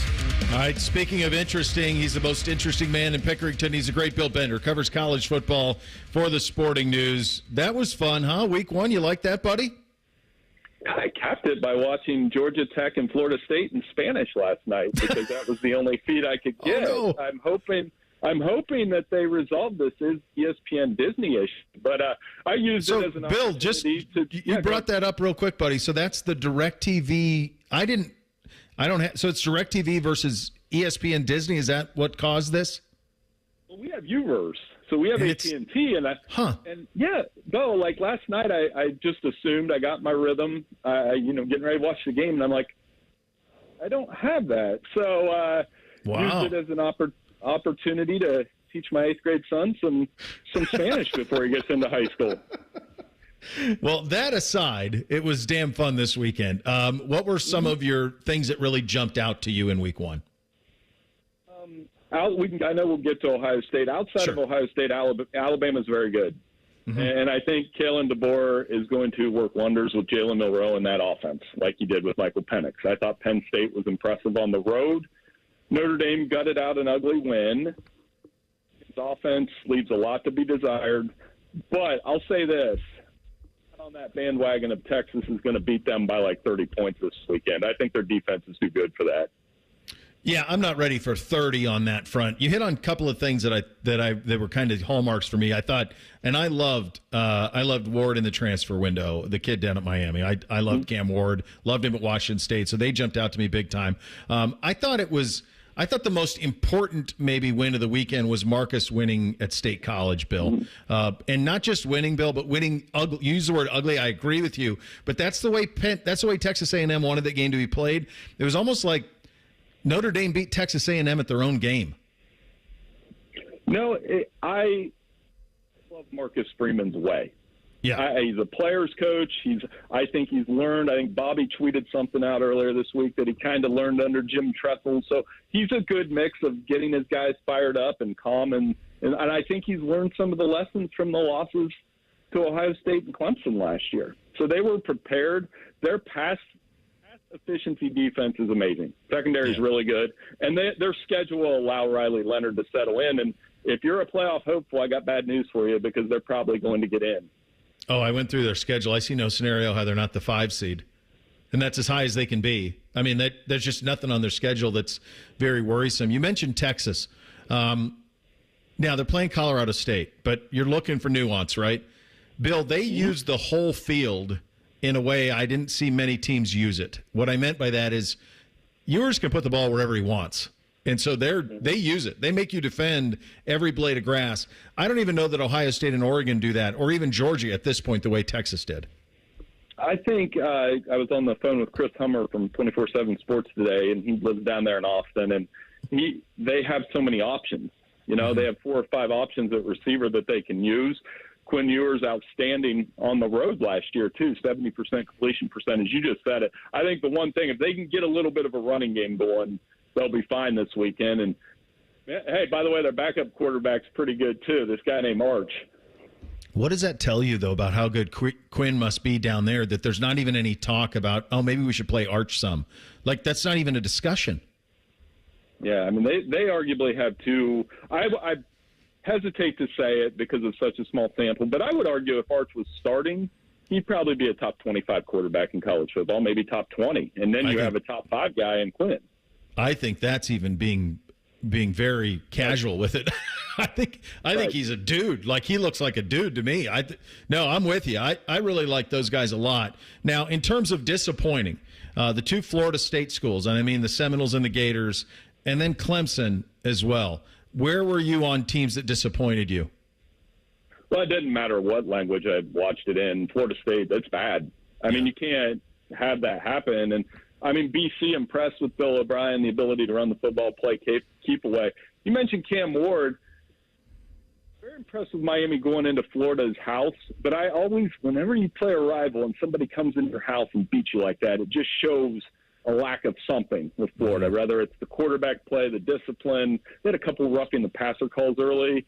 I put up a Twitter poll this morning and said, who would win more games, Florida or Florida State? I think that's closer than we think, despite the schedules. Florida State's 0-2. Florida plays 8 ranked teams. Neither one's going to get to 500, it doesn't look like, my friend. That's wild to think that. So, I mean, those 2, and then the other takeaway I had from the weekend, and I've been kind of asking this one is, all right, Nebraska quarterback Raiola, he looked pretty darn good. Mm-hmm. And that quarterback matchup between Shedeur and him this weekend is going to be a lot of fun. I'm wondering, we'll probably watch Texas-Michigan, but it doesn't sound Colorado is just the reality TV show that you can't stop watching. And I keep, no matter what your dog is in the fight, who you're rooting for or against, people love watching Colorado, and I think that will happen on Saturday night. They did about $6 million on Thursday Night Football, which is a new Thursday Night Football. It was like 5.8, 5.9 on Thursday Night Football. No, that game will have fireworks. Texas, Michigan's big noon, though, isn't it? It is, and that's why I think it will do more. It'll do more. Right. Yeah. I think it will be too. I'll tell you what. Clearly, there's going to be a lot of quarterbacks in the Heisman mix, Beck and Ewers and all of that. What is a record that Travis Hunter needs Colorado to have in order for him to be in the mix? I said 7 wins early. If they could get to 7-5, I think he's going to be right in the middle of it, if he can stay healthy. If he can make himself into one of the top 5 receivers in the country and on a 7-5 team, play every snap, and be this dual threat guy, he'll be in the mix. I mean, he made that catch he made against North Dakota State where he kind of went through the guy was one of the most amazing plays. But the problem is, how much separation is he? I don't think he's the best receiver in the country. I think the Arizona kid is. Arizona kid's really good. And there's some really good freshmen, one in Columbus named Jeremiah Smith, one in Alabama named Ryan Williams. Yep. Those 2, I mean, by the end of the year, we might say those 2 are the 2 best receivers in the country. Last Heisman winner on a losing team is Paul Hornung, right? He beat a guy you maybe heard of, Jim Brown, I'm pretty sure. I think Jim should have won that one. Probably should have, yeah. All right, on the Buckeyes, it's, you're 48.5-point favorites. They win 52-6. Sluggish early. What did you make of it? Slow start, and what Ryan Day said afterward about, maybe some guys were tight and pressing and not. And once they had fun, I mean, that's part of it. When you're that loaded, go out there and have fun. And I think once they did, Jeremiah Smith was great. JTT or Molal was great. I know he doesn't like to be called JTT. He definitely was dominating, and they didn't allow a touchdown. That's take care of business. But I think they're going to put up a big number this weekend, though, against another MAC opponent. I could see them really going through Western Michigan pretty quickly this weekend. Are you going to Ann Arbor this weekend? I'll be up there, and if you're asking for like an official prediction, I think Michigan will cover. I think they'll find a way to stay in the game, but in a game like that, quarterback matters. Michigan's still unsettled at that position. Quinn Ewers has won. By the way, he has faced 4 top 30 defenses the last 2 years. He's 4-0 and hasn't thrown an interception. I think he does enough to get the Longhorns the win. Bill, that went from 3 to 7 in 2 days. Yeah, and I think a lot of it was the just right now, Michigan doesn't have playmakers at receivers. Their receivers had 6 catches for 34 yards. Colston's a dude. The tight end's a dude, but they don't have the perimeter guys that can be a difference maker. And if the running game isn't as dominant as it has been in the past few seasons, eventually your quarterback's going to be pressed to make some plays. If you can't do it, you're going to lose the game. It's great to have it back, isn't it, buddy? It was fun, and no matter what language we do it in, it's a lot of fun, and I always enjoy talking to you guys during the week. Great talking to you, buddy. Thanks for your time, as always. Thank you. All right, that's the great Bill Bender of the Sporting News. Joining on the Brian Heating Cooling Systems Fan Guest Hotline. We hit 3 things on a Tuesday. Up next, Bishop and Friends, right here on the Fan. All the 10 TV people come over to our side of the building to take a deuce. That should tell you something about how we operate. The Fan. This week, find hot deals in one stop at Meijer. Shop select bulk apples for $1.49 per pound. Fresh from Meijer family pack chicken thighs for $1.29 per pound. And select General Mills cereal for $1.99. Plus, earn M-Perks points every time you shop for groceries, apparel, and at the pump. You even earn points at the Meijer Pharmacy. So schedule your flu shot today. Available now. Meijer has all you need in just one stop. And the same low Meijer prices in-store and online. Exclusions apply. See all deals in-store or in the Meijer app. Picture this, the perfect summer barbecue. No stress, no responsibilities, just all your friends, burgers and hot dogs on the grill, and a delicious, refreshing Pepsi Zero Sugar in your hand. Sounds nice, doesn't it? Burgers sizzling, hot dogs cooking, Pepsi Zero Sugar fizzing, and a backyard of very, very happy people. Oh yeah, we could get used to this. Very, very used to this. Pepsi, the official beverage of Grills Night Out. Step into the batter's box for BetMGM's Swing for the Fences free-to-play game. Pick an area of the strike zone and take your best swing. If you get a single, double, triple, or home run, you'll receive a prize. Smash a home run to collect a bonus bet on us. BetMGM and GameSense for money to gamble responsibly. See BetMGM.com for terms. 21 plus only. This U.S. promotional offer not available in Mississippi, Nevada, Ontario, or Puerto Rico. Gambling problem? Call 1-800-GAMBLER. Available in the U.S. For New York, call 877-8-HOPE-NY or text HOPE-NY 467-369. For Arizona, call 1-800-NEXT-STEP. For Massachusetts, 1-800-327-5050. For Iowa, 1-800-BETS-OFF. For Puerto Rico, 1-800-911-0023. Subject to eligibility requirements. Rewards vary depending on market. Expired 24 hours from issuance. In partnership with Kansas Crossing Casino and Hotel. You know, as they say, one person's personal information is another person's treasure. Exactly. That's why I use NordVPN every time I surf the web. Features like Threat Protection Pro's safeguard devices from phishing websites and disable intrusive ads and trackers. Just check NordVPN.com, grab the deal, and see for yourself. NordVPN. Cybersecurity built for every day. Ooh, it's NFL time. My nipples are so hard right now. Anyway, the Ravens battle the Chiefs from Arrowhead Thursday night at 8. Sponsored by Roosters, a fun casual joint. Your radio home of the NFL, The Fan. Hey, what's up? It's T-Bone. If you need a new roof, but you're not sure you can afford it, no problem. Right now, Able Roof is offering no payments, no interest until 2026 for qualified buyers. Yep, that's the same Able Roof that's been voted the #1 roofing company in Columbus by Consumer Choice Awards 22 years in a row. Want more? Able Roof will give you up to $1,000 off a new roof, siding, or windows. This is a limited time offer, so call Able Roof today. Call Able for the proof. 444 Roof.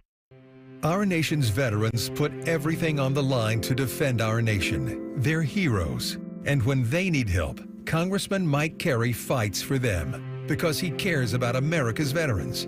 My name is Thomas Rand, and I put my life on the line serving our nation in Vietnam. But when I needed help with an outstanding disability claim, the VA wasn't there for me. But Congressman Mike Carey had my back.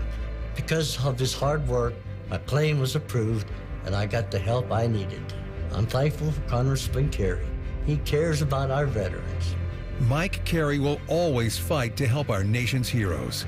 If you're a veteran who needs help navigating government services, programs, and grants, call Congressman Mike Carey's office at 614-927-6902 or visit carey.house.gov. Paid for with official funds from the Office of Mike Carey. Hey, it's Anthony Rothman. Guys, if you're only middle-aged but wondering why it seems harder to keep up, you're not alone. It may be caused by low testosterone. Testosterone replacement therapy can help you get back to your best, but not just any TRT. See the provider specialists at Low T Center. They offer advanced, personalized treatments with over a decade of experience. At Low T Center, you'll start with a simple test and get your results in about 25 minutes. Go to lowtcenter.com now to book your appointment online. That's lowtcenter.com. Low T Center, reinventing men's healthcare. It's almost Football Friday. All play and no work. Sponsored by Tansky Sawmill Toyota. Your home for football, The Fan. Connect with the show on X at 971BFS. Jump in our YouTube chat or just send a raven. You're listening to Bishop and Friends. All right, Reese, what do we have on the poll today? Daily Fan Poll asks, will Cincinnati's Jamar Chase play in Sunday's season opener against the New England Patriots? Yes or no? Yeah. No, maybe. 58% say yes. Yeah. Well, they got the Trent Williams deal done today. Brandon Ayuk done last week. I don't think Chase will play with a new deal. He's going to play on the same deal. But I think he plays. He'll play in the game. So he did a little more yesterday. We'll see what he does today. He's kind of, he's like helping at practice. It's a really awkward situation. It's such a strange thing. Because you can't hold in once the season starts, right? You're either active or not. You're active or not. And it's like, what's the point of it? He's not getting a new deal, and he's not up for one, so I don't understand it. All right, time for three things on a Tuesday. Hit it, guys. 1, 2, 1, 2, 3 things. Sponsored by Custom Air. Custom Air. Custom Solutions. Custom Comfort. All right, number one for me. So as I mentioned, we were done with the youth football by 10 o'clock, so I was able to watch a lot of game day and Big Noon. One, I think it's crazy that Big Noon doesn't have a set start time. So this week at Michigan, they're going at 9 a.m. Last week at Happy Valley or at West Virginia, they go at 10 a.m. Just pick one. Pick a time. You can't move the time. Like either always start at 10, always start at 9, whatever it's going to be. But regardless, watching them both, game day still has all the atmosphere. I will say that I even get nervous watching McAfee in terms of what he might say. And I feel for Reese Davis because I feel like at any point there could be something. And then it was Saban who dropped an S-bomb. Saban was great, but one of the biggest misses, I think, in game day was not landing Urban because he is sensational. And had he been hired, and he was at ESPN before he came back here to coach, and before he went to Jacksonville, he did some stuff with ESPN. He was the guy. And they blew it by not hiring him because they could have just – he's really the whole Fox show. It's really Urban. In that, you mentioned Reese Davis. He had this quote during Sunday night's game. Yes, USC LSU.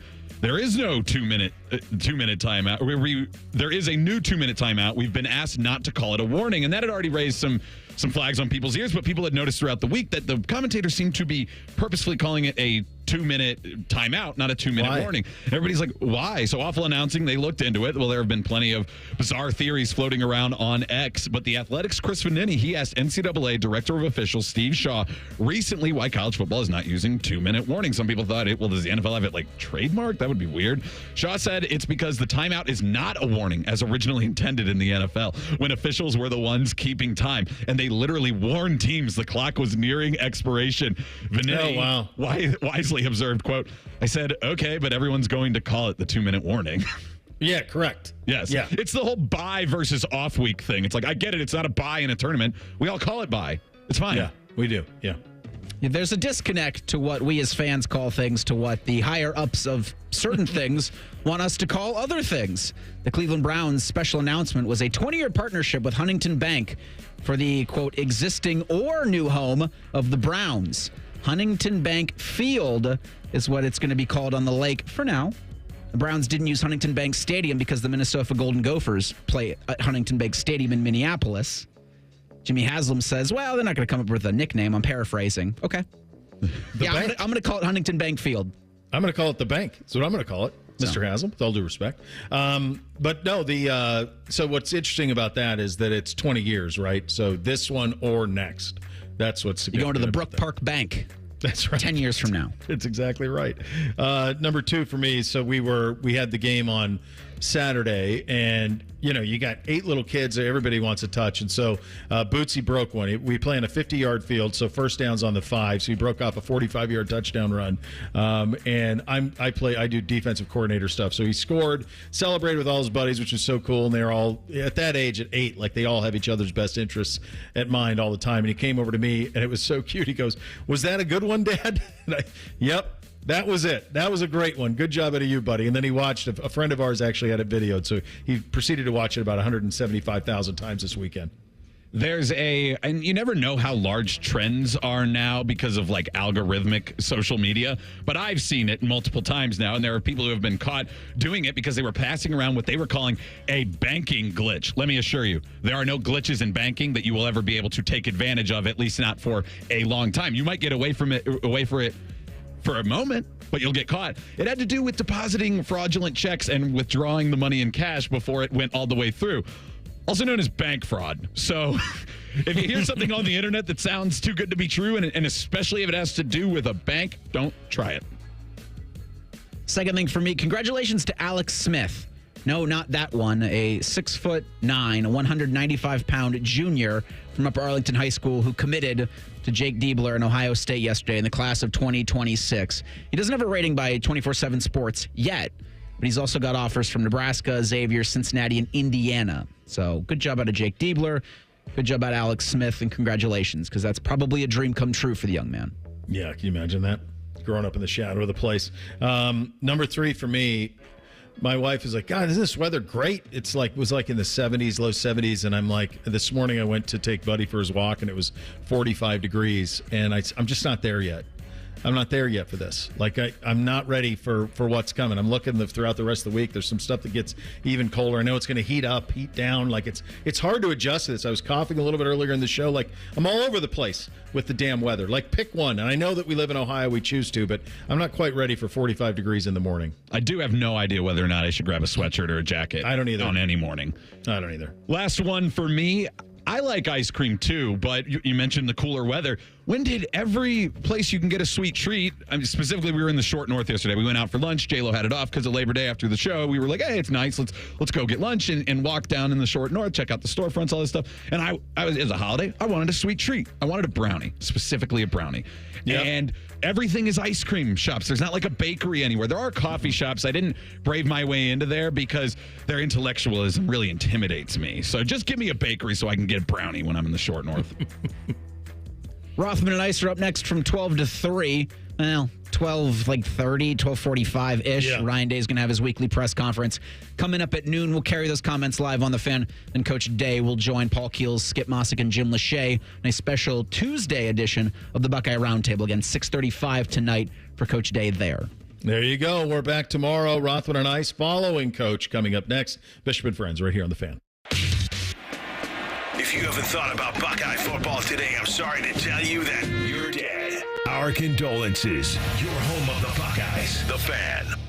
This is a Fan Action Update. Updating the College Football National Championship odds after Week 1. Georgia's still the favorite at plus 270. Ohio State's now plus 450. Texas and Oregon are tied for the third best odds at 7-1. Alabama moves up to 11-1. Ole Miss is 15-1. Notre Dame and Penn State get a boost. Notre Dame is now 17-1 and Penn State's 18-1 to win the national championship. For your action update, I'm Scotty Vegas. Care Heating and Cooling. When you need a company you can trust, call 1-800-COOLING.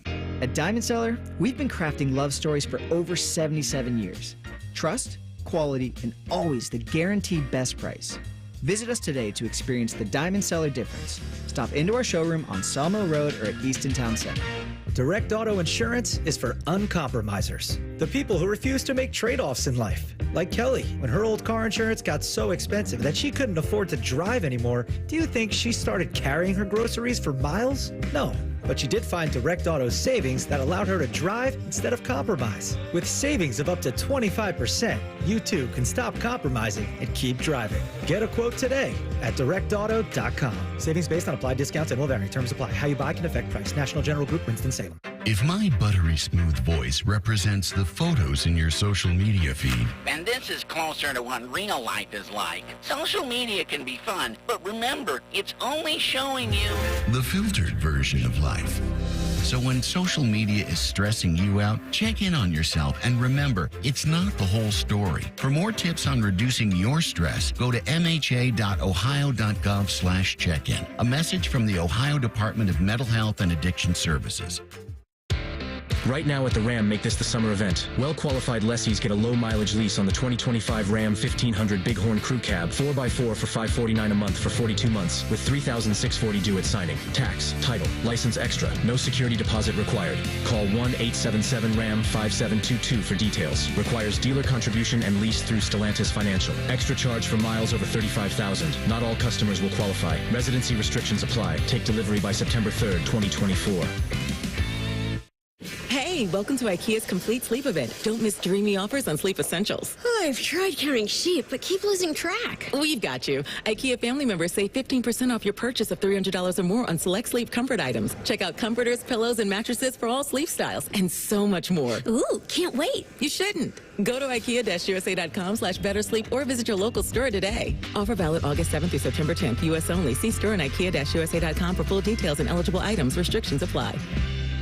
Hey, it's Chaps. Most goals have a clear course, like planning a trip. But when it comes to losing 40 or 50 pounds, that's a different story. Except with Awaken 180, a clear course to fast, proven weight loss with free support for life. Awaken180weightloss.com. We all hear the radio ads about the IRS. They tell you to be afraid, to be scared, and they try to frighten you into calling. I'm not here to do that. Tax Relief Advocates is different. TRA is here to tell you that if you owe money to the IRS, whether it's $5,000, $50,000, or $500,000, we have a solution. It doesn't matter if you're sitting in your car, at work, or with your kids. No matter where you are, call now. 800-575-6759. Don't lose hope. TRA can eliminate or reduce what you owe to the IRS. Generous programs are now available that can give you a fresh start. Our passion is taxes and helping individuals fix their IRS problems. We have over 1,000 5-star reviews on Google and an A+ with the Better Business Bureau. You don't need to be afraid of the IRS any longer. End your tax nightmare today by visiting us online at TRA.com or call 800-575-6759. That's 800-575-6759. Tax Relief Advocates. Real solutions for real people.